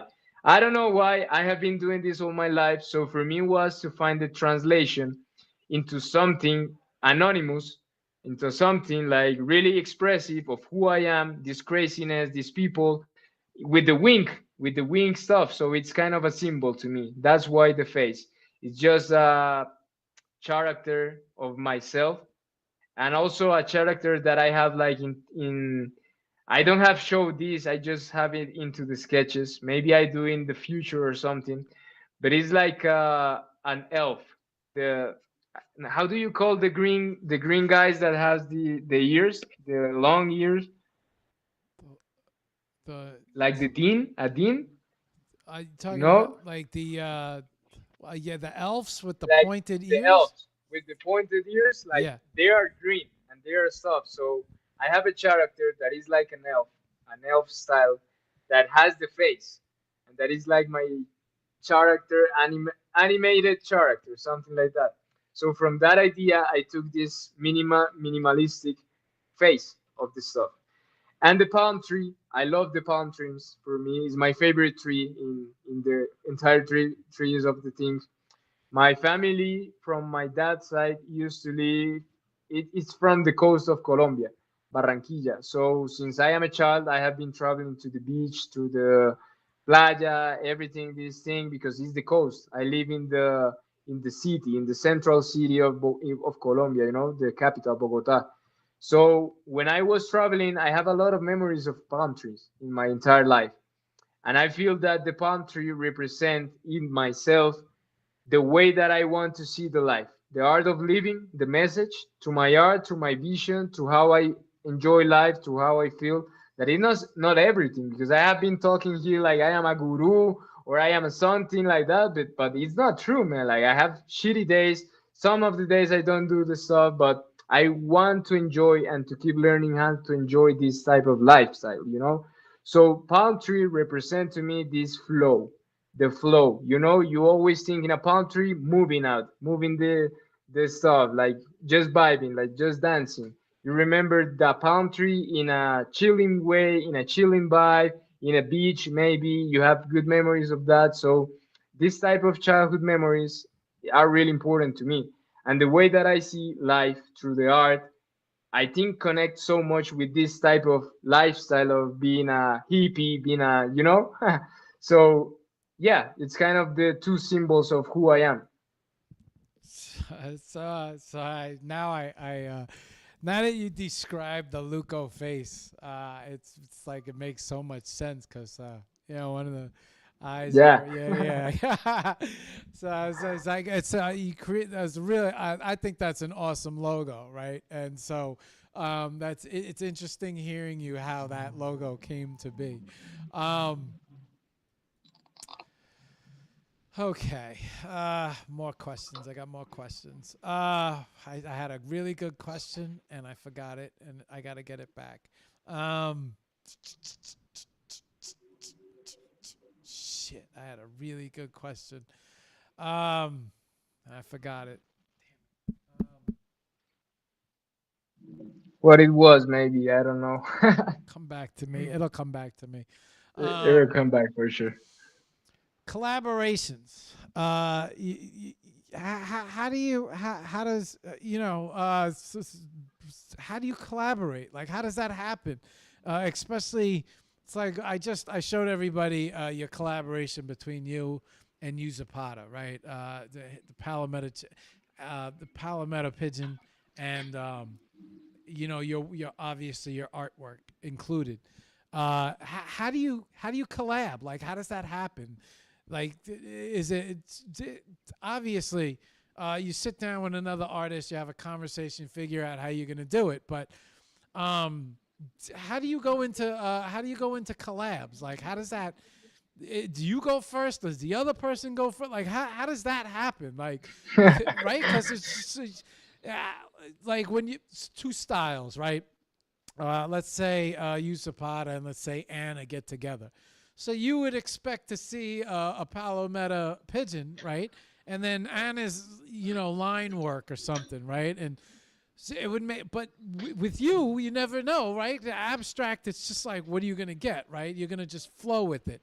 So how do you go about when you do a collab? How does that happen? Is it do you usually go first? Do you let them go first? Like how does that work? You got to explain that to me a little bit. Well, as I told in the beginning, I had the opportunity to collab with so many artists like in this space. I have been, if you go to my object page, you're gonna see a collection that the name is Luko Labs and has been Yeah, let's bring that collaborations up. with, Let's bring up that. yeah, yeah, if you wanted to We're pin gonna it up talk over about there. it. Yeah, let's bring it up. Hey, go ahead. Go And ahead. it was like for me something new thanks to Web3, thanks to the things, to the stuff, because for me it was like a dream to say to the people, hey, you want to collab with me, I can do something with you. And when I find that in Web3 was super easy to do, just sending a DMs, just DM, hey, you want to do something together, I love your style, I love your history, you're awesome, I mean, it was like a great experience to live for me. So yeah, at the beginning, always was like people sometimes struggle with the background. They like used to create the character and do the stuff, but they I don't know what to put in the background. And I was like telling them, okay, no worries, I'm gonna create a background, and then you put over the stuff over the background and the stuff. That was when it started, like the stuff, like background behind and the stuff. But as I keep like doing the collaboration with different artists, having different conversation, different moments, different like understanding how their craft goes, we start like getting more crazy, you know. We start like playing with the layers, we start like doing the stuff. Okay, put this, put that, put this color, maybe this line not goes, and having this type of building together. That is a lot of the energy that is in web3 happening. You build together with the people towards the mission that you have in life, or the mission that you are building together in community, just as one love, you know. So it was this energy of collaboration into the art scene. For me was kind of easy because I am an abstract, you know. I don't have to do something figurative that fits perfectly into the idea, into the concept. I don't care, man. Right, I'm right. just gonna put That's my what I'm flow, saying. you know. Yeah, yeah. You I'm just come gonna in with put my touch, I'm gonna put my lines. If you like, well, if you don't like, erase it, do whatever, get free with that, have fun, and just enjoy, like I am enjoying to have this collaboration with you. So for me was that type of things, and this happened a lot when we came together. Like when we go to NFT NYC, we went to Miami, we go to the residency or in the houses in Miami. A lot of collab happen organic way, because it's a need from the artist to learn from the other, to like understand their craft, to get into that, into the things. And always for me is like, you are teaching me something and I am teaching you something from my life, from my craft, from whatever I want. But mostly sometimes I have seen like after we collab, they put a little bit of the flow, a little bit of the line. How do I create it? They use like the brush or something like that. And either I am doing the same. Oh, I see that you work with oil, with this stuff. I'm gonna use oil with now this composition and this stuff. So for me, it's a win and win. You know, it's not lose. You don't lose anything when you collab. You always win in something. And of course, if you can monetize the through a marketplace, through something, even better, because you are putting together communities, you are putting together collectors, you are like presenting Jusapata collectors, Luko art. You are presenting Luko collectors, Jusapata art. And that conversations happen really awesome thanks to collabing in the space. Luca. You know what I would do, man? I'm just Tell me. I'm going through everything, but you know what? Like, you know what just stands out to me?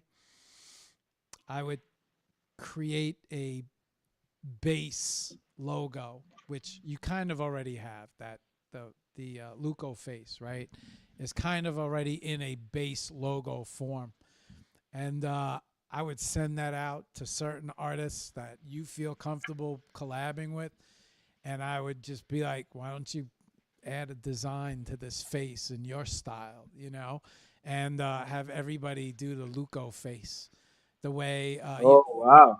yeah, you like that idea, right? Yeah, I like it a You know lot. how Like that could be like an Anna did open the collaboration, yeah, like right. Luna collaboration that Anna's. You know how Anna did the That would moon? be cool. She That would be cool. Like, thank you. or a Yes. palm tree or some stuff. Yes. Like get Yes. crazy. I'm gonna put the credits, Mark. Yes, Luco.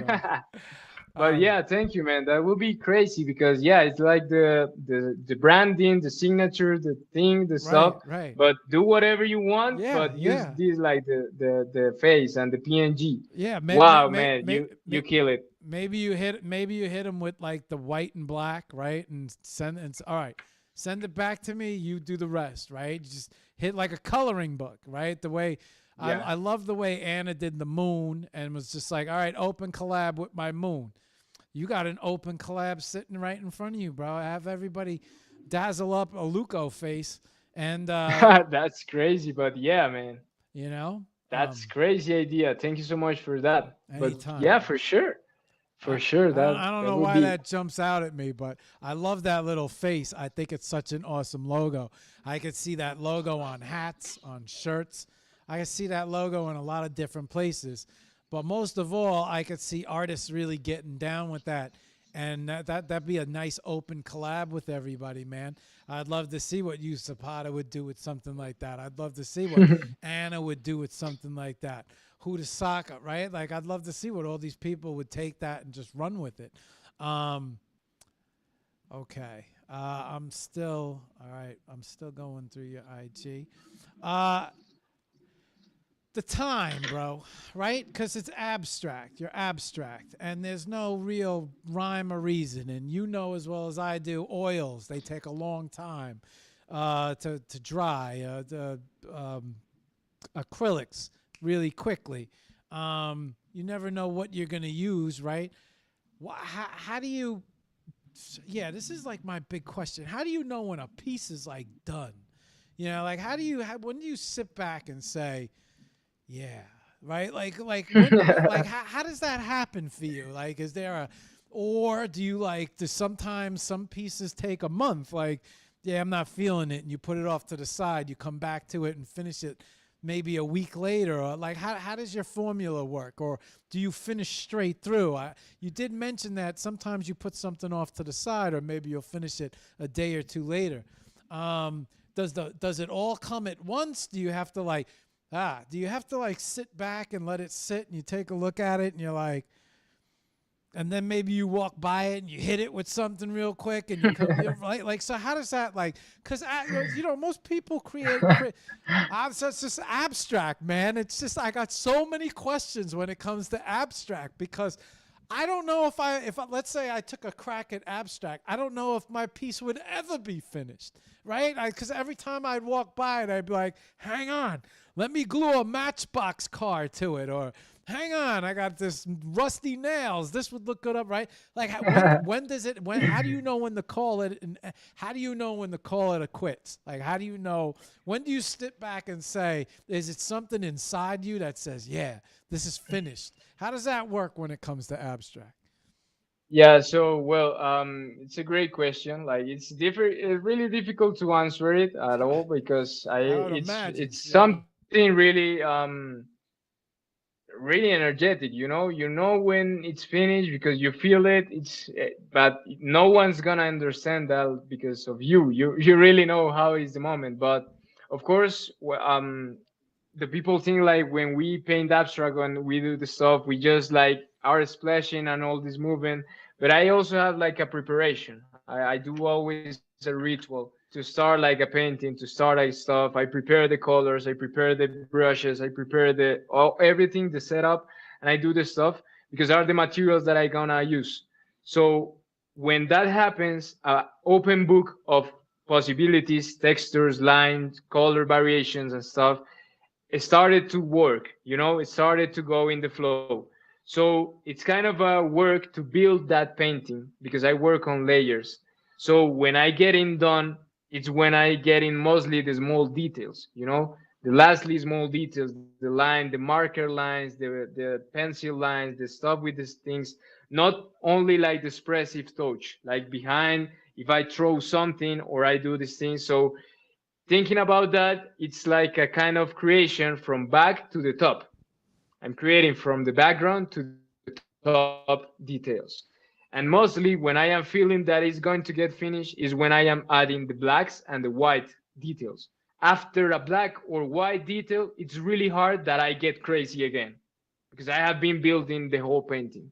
So I get crazy at the beginning when I am building it and I am going and bam, bing, bam. But when I start like finding a form, finding a way, finding a line or something that I just like it, like, oh, I like to do this line again. I do it again. I do it again. I do it again. I do it again. And until I get tired of that. So it's a very cathartic process of creating your style, creating your art, and creating whatever you want. But if you have a concept, and I told you maybe I have different collections, as I mentioned to you, like textures of life, you cannot saturate at all a piece of textures of life because you have to save the details of the photography. You can put over everything and cover everything and go crazy. So you have to have a type of limit in your mind of parameters, of lines, of things that you can actually build and go ahead, but without that get super saturated or lose the composition or lose the stuff. Sometimes I do sketches, sometimes I just let the paint talk. Like, the paint that I am doing right now, it's in oil. So I don't have in my mindset, I need to finish this in a month, or I need to finish this in tomorrow. I'm just going. And sometimes I let the paint dry days and days and days.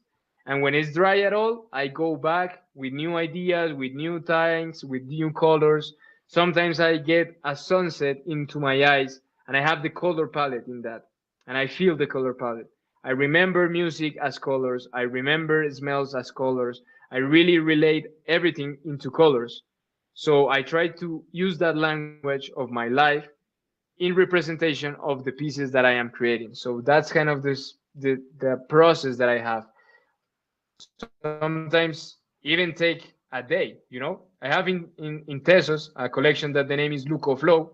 That's the name. And basically was painting, doing paint sketches.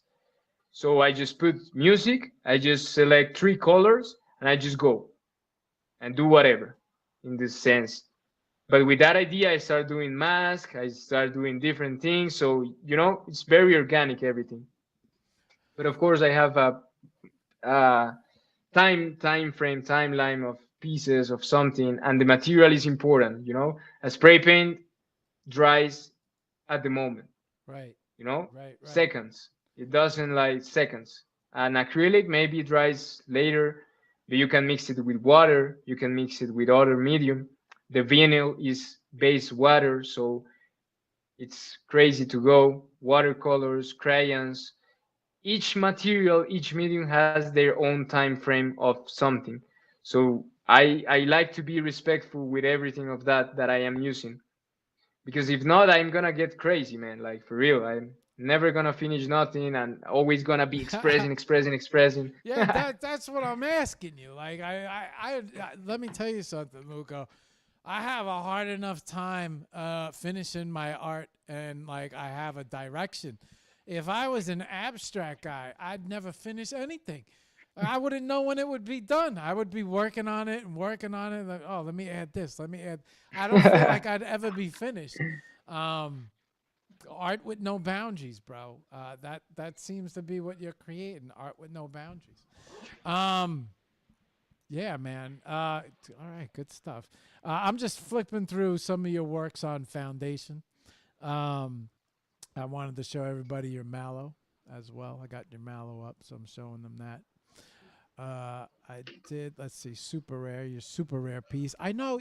I know. Last time we spoke about this piece, it it had a lot of meaning to it for you. On the it was one of the links, right? This was one of the links that it was important to get up on the Art Cartel show. What you want to talk about it on this show? Yeah, of course, man. Like, that piece is important to me, not only because of the piece, not only because it's my Genesis on Super Rare, but it's a piece like that. I use my favorite colors, like the colors that I used to use, like greens, blue, and reds, of course, yellows, and a little bit of orange and stuff. And that's like my favorite palette. It's a really tropical palette, color palette. And for me, the name is Parcero.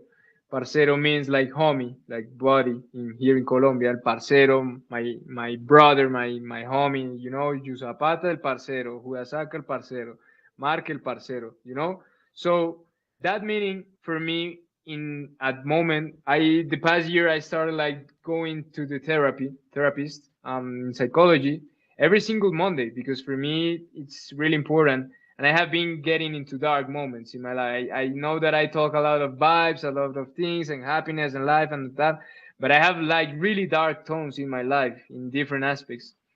So in that therapy of a year, I really was finding so many answers, man, of my life, of my way to go, of my way of think, of my way to be, with not art, with not business, with like my family, with my girlfriend, with my friends, with all the other side of the artist life. And the past year I was like broken many months in different aspects and different things. So when I put this creation, using it as the genesis, using it like it was because that project that I was in the Rio art residency thanks to Selkie and Evdot. They founded that, and I was like invited to there, and it was like a huge experience to me being in Rio de Janeiro. And after this came this project of Super Rare that I was not the only one because I was like showcasing my Genesis with other four friends of mine, with the other three friends of mine. It was beautiful experience in total. So for me, it was important to create a meaningful piece. And I said to myself, this piece is gonna be a cathartic way of putting my favorite colors, my favorite lines, the things that I have been learning because in the Rio art residency I did a lot of gradients with the spray paint. So I started doing gradients with the spray paint with the stuff. And it was a piece that gonna be inspired in how to be my own parcero, my own homie, my own buddy, my own relationship with myself, not with the others, not with the art, with me. That for me has been difficult to manage that because exactly, I use art, I use other things, I use life, I use things to sometimes don't think in my shit, because it's difficult to face your shit sometimes in your life, in your problems, in your depressions, in the things in your family or whatever happens in your life, the problems of the world.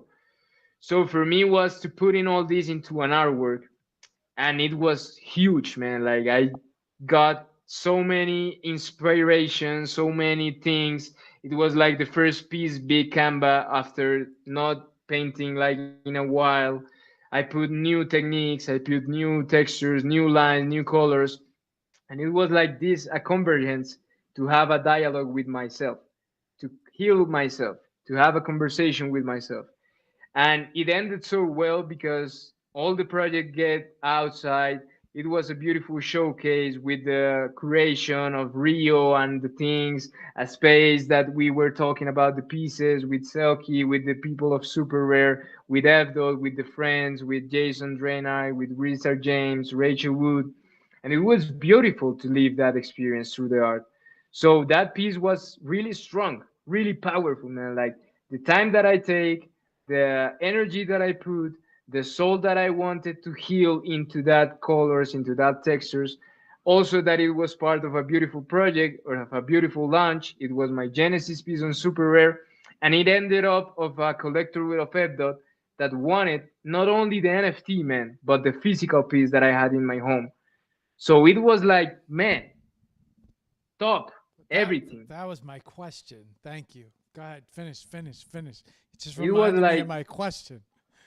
everything. It was like everything. Like I sent it to the collector. I had a conversation with him. He expressed it, why he connected with that piece, with the colors, the thing that he was passing through in that moment that was like something near to me, but not the same situation.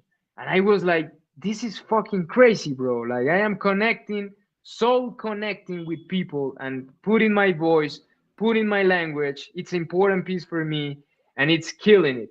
So man, for me was like it's, it's a dream, man.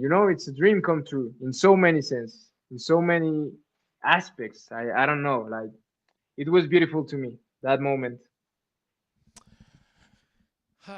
So much good energy. I was going to ask you, Luco, what about the physicals? Obviously digital, right? But do you, when you, the NFTs, when you sell your NFTs, does the buyer get a physical, or like how does that work? How do you, because obviously with Super Rare they get a physical. Does that work with every piece, or does it differ? How do you decide what you? Yeah, go ahead. You know what I'm asking. Okay, yeah. So, well, at the beginning in the NFTs, all my collections, all my stuff is pure digital. Like, it was not physical. It was not doing the stuff. That has happening with the time, with the craft. That I like. In a moment, I stopped like doing digital artworks. I was doing only digital stuff, and I say, man, fuck that. I gonna go again with physicals, and I'm gonna put my physicals on NFTs. Like, I'm gonna use the technology because, of course, I am selling NFTs, digital pieces done in Procreate. My process, of course, is valued for me. It's important. It's my beginnings and my stuff. But then I start like doing digital work, like scanning the physical but putting digital touches. And I started doing this in different collections on Ethereum, on Tesos, on Solana, on different stuff. And in that moment, I think like the physical punch in my journey in Web3 was when I started on Drip. Because when I started on Drip, I started to have a lot of different conversation and collectors outside the Web3 world, more of the Web2 world that were like actually physical collectors, you know? They were like asking me like, hey, your work is on physical, is on digital. And I was like, okay, it's getting like an interest here into the physical pieces. So then I start like doing this type of stuff. I doing prints and doing this type of stuff, and of course painting physicals and sending it like internationally. Thanks, of course, to Drip, and then that evolved into the other change. So nowadays, mostly of the things that I am minting and I am having outside are come with physical, even if it's a print, a high quality print, or if it's a physical, the original piece. You know, it depends on the price and it depends on everything. But like my mindset is to keep like putting these bridges, you know, like this is the physical piece and the NFT is like the ownership certificate that you have this physical in your home. That's what I wanted to do with Super Rare as my like top marketplace in this moment. All the pieces are gonna be physical. It's not gonna be a digital piece. I have a collection of round canvases that I have done with other pieces that I made on Rio that I wanted to put in the blockchain. And that's gonna be like maybe only physical with the NFT. Just like I did with this collector, because man, if he valued my work and he wanted the physical with the NFT as my genesis, for me really is a great signal that I can put this type of work in that.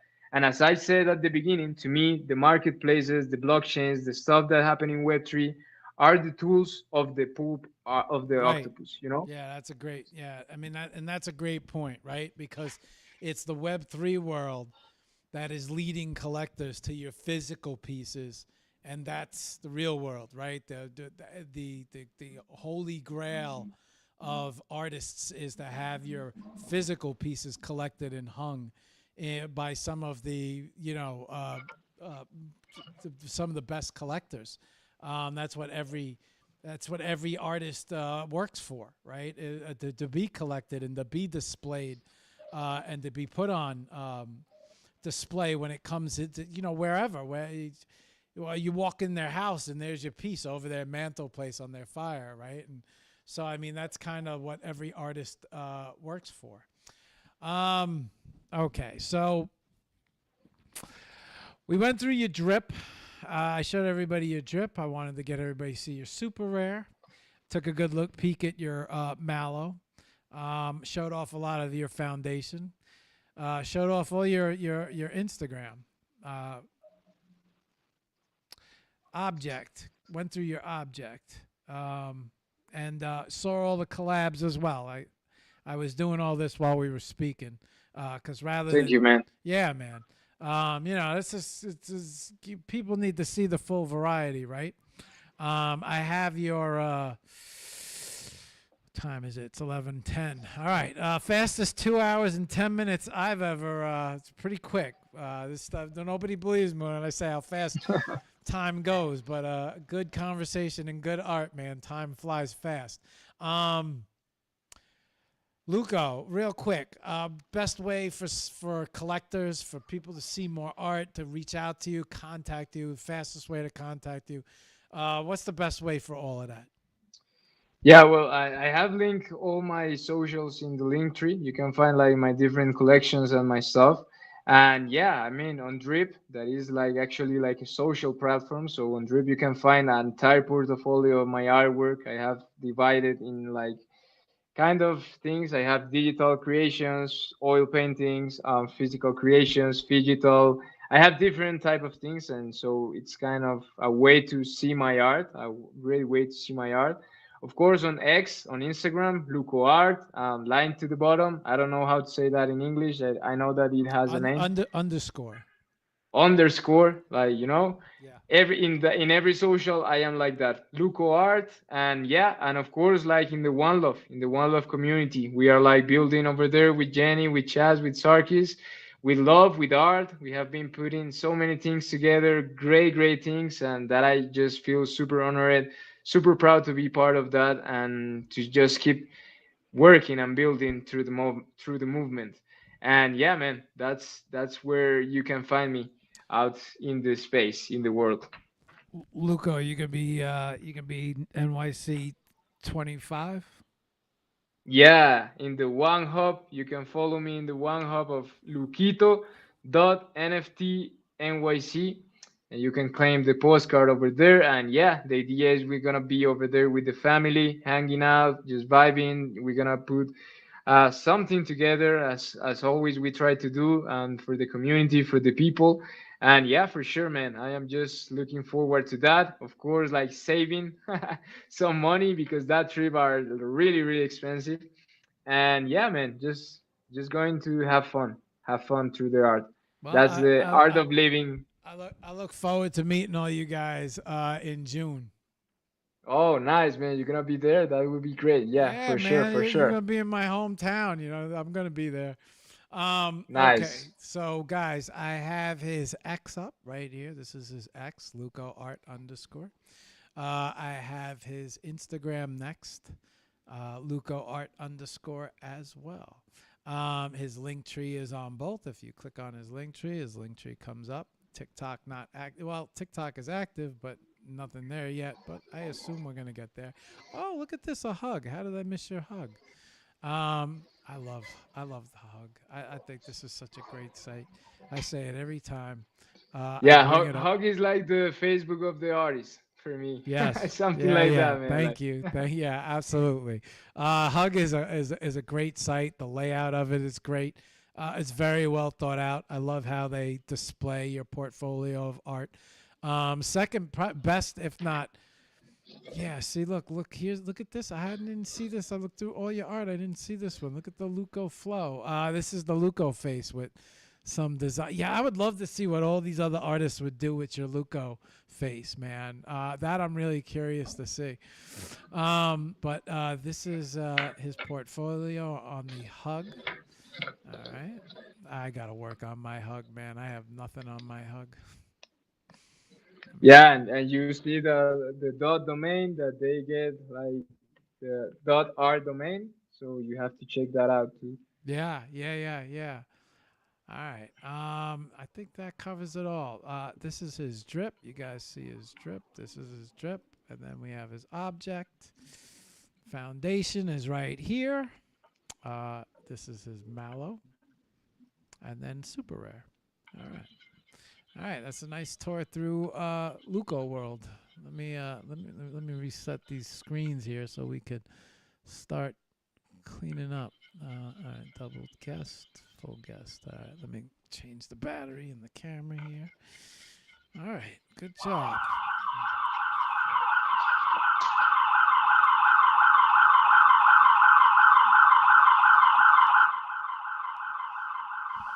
Okay, all right. Good job, Luco. Okay, we got everything up. We do have everything up. Okay. All right, Luco. All right, Luco. Before we, let me switch back the camera so you could see me. Um, Webcam. You know what I'd love to do, Luco? Tell me. I would love to get in touch with NFT NYC and see if somehow I can get, I don't know, internet access or just a little spot somewhere. I'd love to set up the Hour of Power live from NFT NYC and have everyone stop by on the show in real Wow. yeah, I would love to do that, man. I just sent my art in. I just signed up for One Hub, and I'm waiting for them to open up guest lecturers so I could apply. But I would love to get in touch with somebody with NFT NYC and see if somehow I could set up an hour of power live right from, right from, right from, From the spot. yeah, right from in the middle of it. And I would love to have everybody stop by on the show at a certain time, even if the show ran for 2 or 3 hours. But just being able to have each and every artist on that was ever on the show actually come real time. I think that would be such a fucking awesome show. I'm pretty sure, like, I mean, like, those guys are really awesome. Like, I'm pretty sure that if you can send over like the idea or the proposal on that, they can work through that. I know, like, Jenny had maybe some contact with them or some stuff, and we don't know. Like, I think it's a great idea because you are always providing the people this to meet the artists, to know what is happening, to know what is the deal. And I think, like, for the massive onboarding and the massive adoption that we are all searching, this type of conversations are always important to having into account. So, man, go out with that with a proposal, and I am pretty sure that that can be like real. No lies, for real. Maybe I'll reach out to Jenny and see if there's somebody she could put me in contact with to make that conversation happen. But I think that would be, I would love to do that show, man. I would love to get everybody to come on the show and say hi in real time. I think it would be awesome. Luko, before we say goodnight and we say goodbye, whew, what an interesting conversation. Before we say goodbye, maybe you can offer some words of advice to all the other artists out there. You see, I happen to, it's interesting because you talk a lot about depression and when you were younger, you were a little bit of a mess and all over the place. And now, I think all artists are like that, right? I think all artists get into a frenzy because. Oh, you close the mic. Check. You hear me? Yeah, you're Okay. good. You're good. You're good. Thank you. The fact of life, Luko, is that money is a tool, right? And we all need money to survive, and make life, and to enjoy life. As plane tickets Yep. cost money, hotel rooms cost money, to go to events, to visit a gallery, whatever the case may be. Money is a tool that gets us from A to B to C to D. Artists have the hardest time with that, right? But so many different ways to make money now, especially with social media. You never know. You create these little whip videos. You got one of these things that go viral. You get paid on TikTok. You get paid on X. The more you drive up your hits, the more people follow you. Instagram. There's just lots of different ways you could merchandising, right? You could prints. Physical pieces, not just digital pieces, not just NFTs. Lots of different opportunities out there to make money in lots of different ways. So I don't think it's that, I don't think it's that starving artist so much anymore. I think it's a matter of an artist finding their way. However, NFTs have brought a lot of light and a lot of hope, and they have given a home to a lot of artists who might be frenzying, right? Frenzying. How am I going to make money? I want to be an artist. I got to get a job. I got to, right? And so I do feel that when you're not making money, that's probably when depression kicks in the most, right? When you're struggling, you're starving, you're trying to figure out how to make ends meet, art's not paying off, right? And then here's this little oasis of a little island of artists that you find and like-minded people and all these windows of opportunity open, and you finally feel like you have a home and things calm down a little, and the depression starts to disappear because your mind's starting to see a direction and progress, and you're starting to make your headway. I think you're a good person to maybe give some advice or some words of inspiration, right? Maybe you could leave us off on some words of inspiration to all the other artists out there. That there is lots of opportunity out there. It's not for me to say, it's for you to say. So maybe you could leave us with some words of inspiration before we close up the show and say goodnight. I'll let you take it from here, man. Yeah, of course, man. Well, no, first say thank you to everyone, to you, Mark, for this time, for this moment. It was really, really awesome conversation. I really got so much fun and enjoyed so many things while I was creating too. So I think a lot of things spirit into the painting, into the vibes, into the emotions. So thankful for that. And for the message, for the people, for the world, I think like the most important thing is like believe in yourself. Like, no matter what, no matter who, no matter how, believe in the things that you are creating and you're building, even if they are looking not well. Like, because I think there is not like a elixir, a magic elixir for the success, for the to make it, for kill it, or yeah, because you sometimes can go high and get super high and viral or something like that, but to maintain that is really difficult and you need to be prepared. So I think like the most important part is like respect the process, your process, believe in yourself, and believe in the things that you said, believe in your voice, like no matter what, because it's gonna be hard. Always it's gonna be hard, and there's a lot of different challenge and difficulties in life, in the works, in the different things. But if you don't believe in yourself, in your voice, in your things, and in your stuff, no one is gonna do. And if no one is gonna do, then you are alone, you are solitary. And to get out that side is really difficult. Like for me has been really difficult, and it's been a daily challenge because I have not been made it at all. I find freedom in the art, in my life, in the art of living. I find some freedom, but I work so hard and I grind all day and I do my stuff and I sometimes go depressed, and it's the life. Life is gonna be always kicking your ass. It's not a joke, like. But it depends on you. How you strong are you with your own self? Because even if it's difficult the situation or it's super easy the situation, if you are good and connected with your own self, you maybe are gonna have a great time more than if you don't not. So yeah, that's kind of my message. Like no matter what, believe in you. It's like a typical set, but I think like it's my example. It's the thing that I have been trying in my life. And of course, I know that is the things that have been putting me in the places that I have been reached, to the art, to the things at my age, in my mindset, in my things, and have like getting me out the dark side in so many aspects and putting me in the path that I want to keep growing, want to keep building, want to keep thriving. Remember, no matter what, that's the message. Luco, before I say goodbye, you want to maybe give everybody a peek at what you're creating? You'll show everybody one last time Oh there. yes, of course, yeah. What's been going on at Luco Studios while we've been doing this So conversation here, man?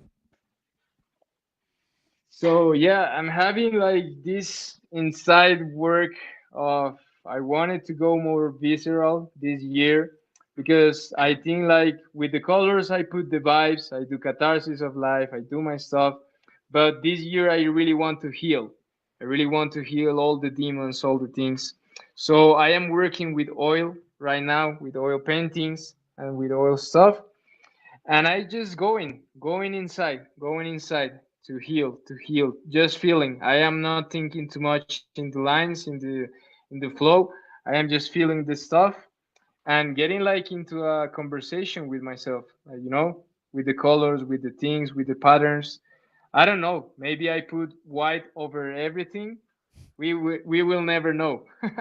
But I'm at least, man, since I started this painting, I really having so much fun doing it and just enjoying the process and learning from the craft. That's the most important part. Like the next time that I paint in oil circular canva, I'm gonna put all the things that I learned from this painting, and that's how we keep going. All right. Well, live from Luco Studios. Luco, I want to say thank you, man. I've enjoyed the show. I've enjoyed this conversation.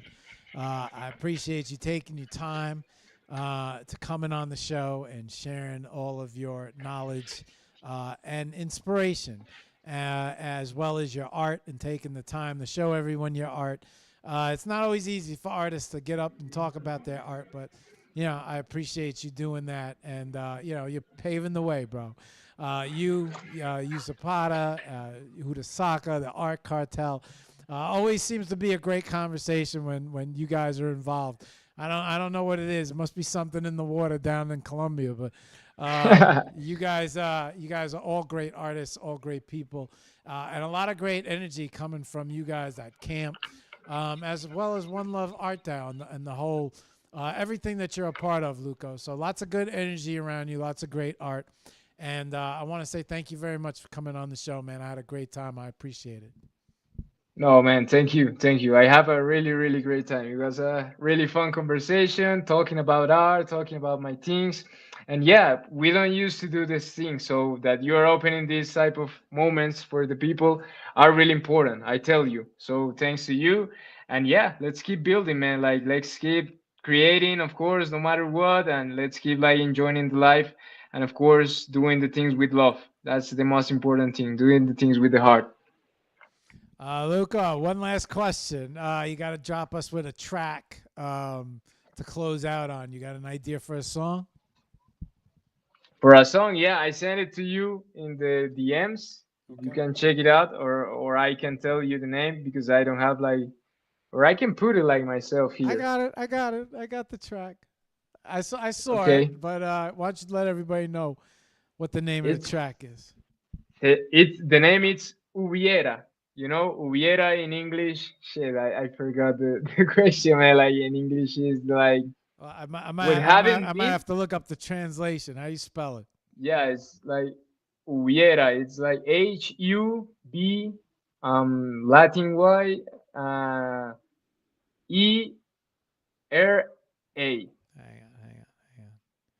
B HUB E E.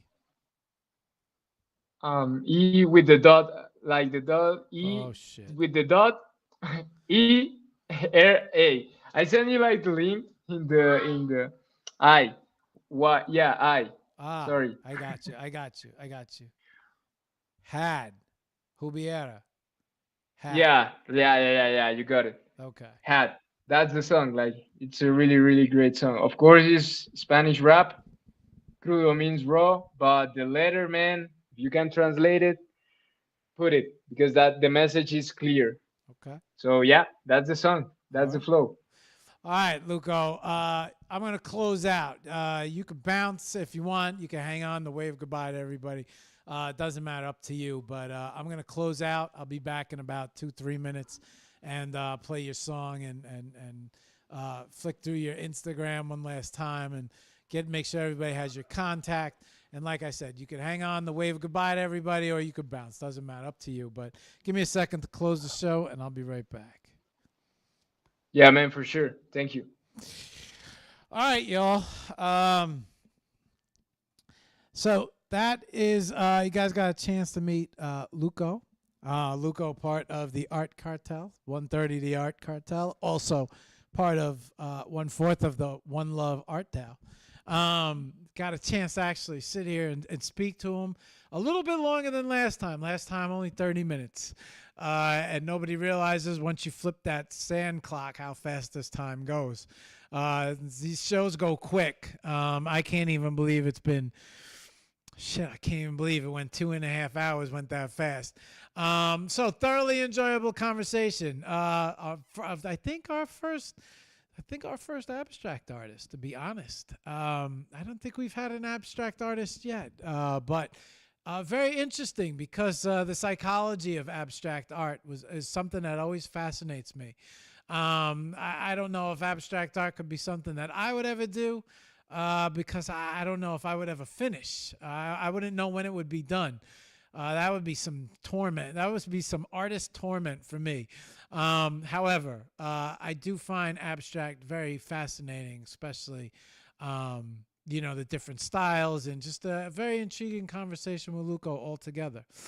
And just looking forward to this show, and definitely going to have him back. And hopefully we'll get to meet all these guys live from NFC NYC back in NFT NYC in June.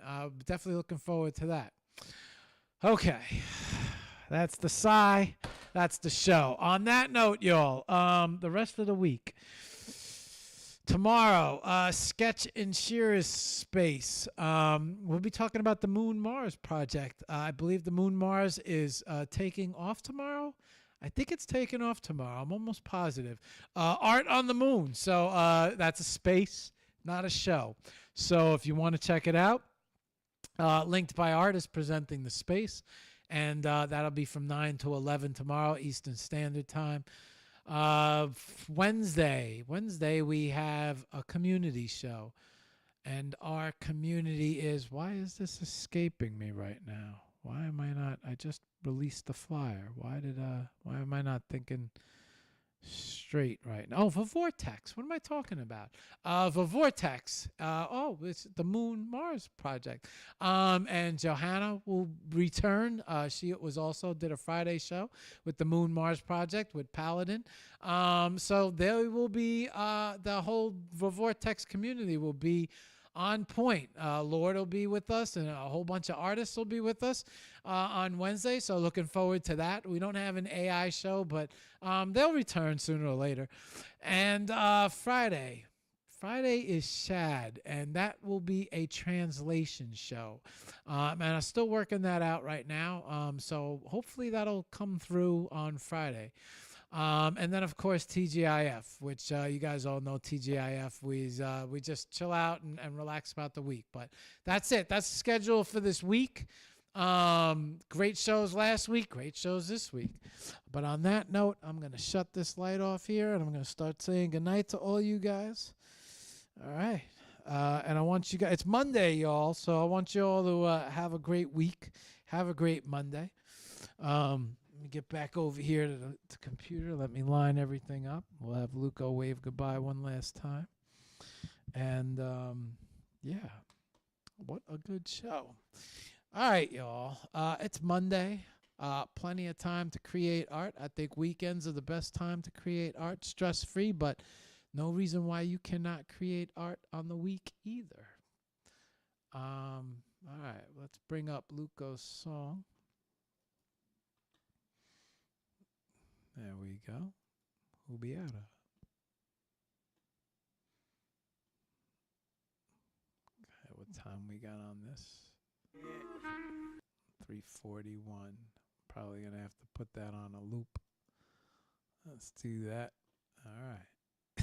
I think we're all good to go here. All right, let me make my rounds before we say goodbye to everybody. Okay. All right. Oh, Chaz, I was missing your question. Oh, Chaz heard it. You can do it anywhere, anytime you want. You don't need them, but you can give approval. But you want to work? Yeah, I do. So, Chaz, I will text you guys. Well, I'll text you tomorrow, Chaz. Unless you're doing a nightcap tonight, which I don't know, but I'll reach out. Either I'll send you a message or I'll text you. We'll figure it out. But I would love to do that, Chaz. So thank you for that offer and listening. I want to say good night and thank you, Sketch, for signing in. Shira, thank you for signing in. Chaz, thank you for joining in and signing in. No nightcap tonight. Maybe tomorrow. All right, cool. Well, if it goes live tomorrow, I'll jump on. But either way, I'll send you a message tonight or tomorrow. Maybe probably tomorrow after the guest show. Or maybe tonight. Who knows? I don't know. We'll see. But yeah, I would love to make that happen, man. I think that would be great. And I think it would be cool to get all of the people who are on the show and just to, even if you just jump on for 10 minutes, and say hello to everybody, everybody on the show who showed up digitally.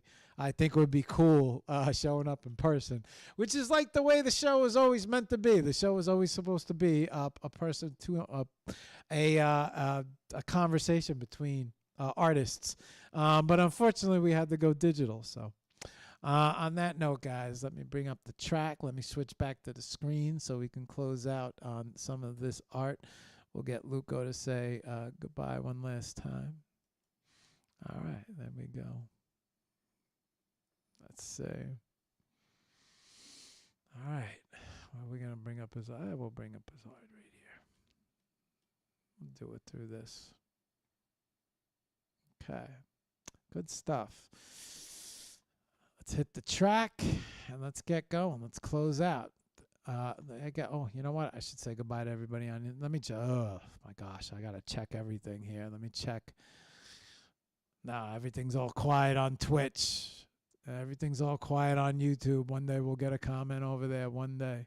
Art Nas, thank you for joining in. It was a great show. Thank you very much. I even got the chance to talk about your show on Friday. Thank you for joining in. All right, Hot Models, Cobra Pants, Udasaka, Blonde Hair Supernova, Angelo. Good to see you, Angelo. Sam. Good to see you, Sam.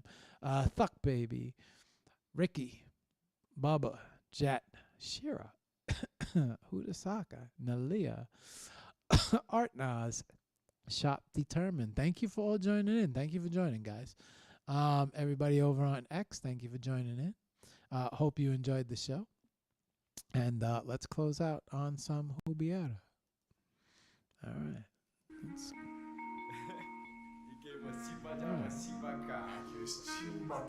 Luko, wave goodbye to everybody one last time.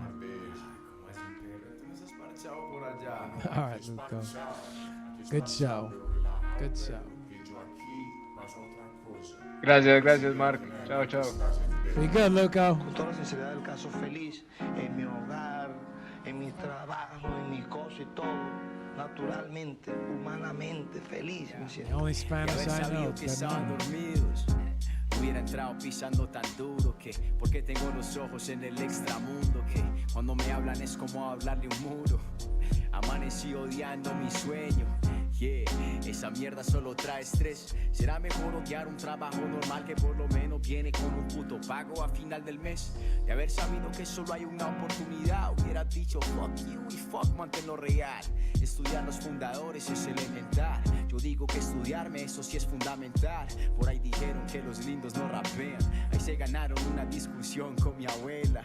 Este cuento de raperos me la vuela. Analfabetos que se las dan de escuela. Yo solo quiero tener a mi mamá tuya. ¿Quién me estará llamando a las 3 de la madrugada? De haber sabido que te ibas a ir, hermano, juro que hubiera contestado esa llamada, pero... Hay envidiosos con estilo propio y les lucen, pero son cosas que mira la mano, ¿ves? Nacieron el mismo día, junticos, la misma madre, el mismo padre. No son iguales. Elige bien tus amistades, como los términos que usas. De haber sabido que el que es firme en su palabra no hubiera tenido que andar con excusas. Yeah, mi alma tiene fracturas. Dicen que Dios no ahorca pero aprieta. Si la vida me la pone oscura, veré la luz a través de las grietas. La mala pal que me tira, la buena medias. La mala pal que dice que solo sirvo pa' instrumentales. Juro lesionar al que se me interponga en poner a vivir a mamá con sus comodidades. Estamos bailando entre serpientes, al ritmo de puñaladas bailables. Que tiren la mala de frente de una vez, baby, y esa será la mayor de sus bondades. Rayones, cicatrices, del cuando pude pero no quise. No sobreanalice pa' que no se paralice. De haber sabido, hubiera no existe.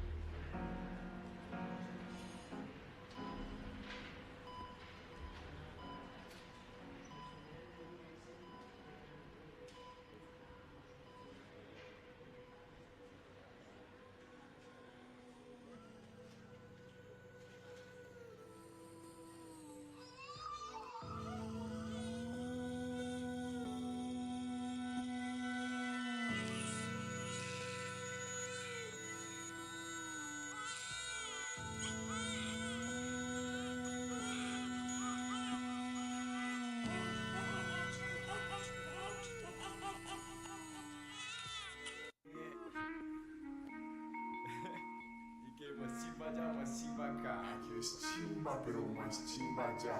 Porque allá hay baretica, aquí no se puede fumar de eso. ¿Cómo así, perro? Tú no estás parchado por allá. No, aquí es parchado, pero relajado, perro. Que yo aquí paso a otra cosa. Ya lo que sigue aquí en adelante es trascendente. Con toda la sinceridad del caso, feliz en mi hogar, en mi trabajo, en mis cosas y todo. Naturalmente, humanamente, feliz me siento. De haber sabido que estaban dormidos, no hubiera entrado pisando tan duro. Que porque tengo los ojos en el extramundo, que cuando me hablan es como hablarle un muro. Amanecí odiando mi sueño. Yeah, esa mierda solo trae estrés. Será mejor odiar un trabajo normal que por lo menos viene con un puto pago a final del mes. De haber sabido que solo hay una oportunidad, hubiera dicho fuck you y fuck manténlo real. Estudiar los fundadores es elemental. Yo digo que estudiarme eso sí es fundamental. Por ahí dijeron que los lindos no rapean. Ahí se ganaron una discusión con mi abuela. Este cuento de raperos me la abuela. Analfabetos que se las dan de escuela. Yo solo quiero tener a mi mamá tuya, que me estará llamando a las 3 de la madrugada. De haber sabido que te ibas a ir, hermano, juro que hubiera contestado esa llamada, pero... Hay envidiosos con estilo propio y les lucen, pero son cosas que mira la mano, ¿ves? Nacieron el mismo día, junticos, la misma madre, el mismo padre. No son iguales. Elige bien tus amistades, como los términos que usas. De haber sabido que el que es firme en su palabra no hubiera tenido que andar con excusas. Yeah, mi alma tiene fracturas. Dicen que Dios no ahorca pero aprieta. Si la vida me la pone oscura, veré la luz a través de las grietas. La mala pa'l que me tira la buena a medias. La mala pa'l que dice que solo sirvo pa' instrumentales. Juro lesionar el que se me interponga en poner a vivir a mamá con sus comodidades. Estamos bailando entre serpientes, al ritmo de puñaladas bailables. Que tiren la mala de frente de una vez, baby, y esa será la mayor de sus bondades. Rayones, cicatrices, del cuando pude pero no quise. No sobreanalice pa' que no se paralice. De haber sabido, hubiera no existe.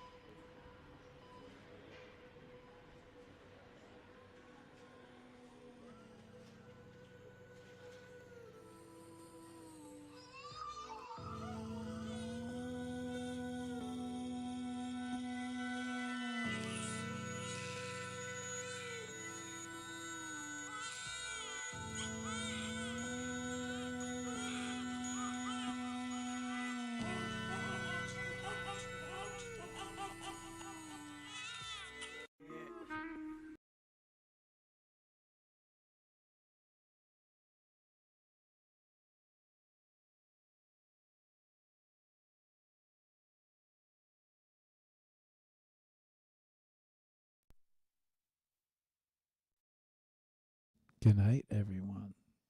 See everybody on the next show. Peace.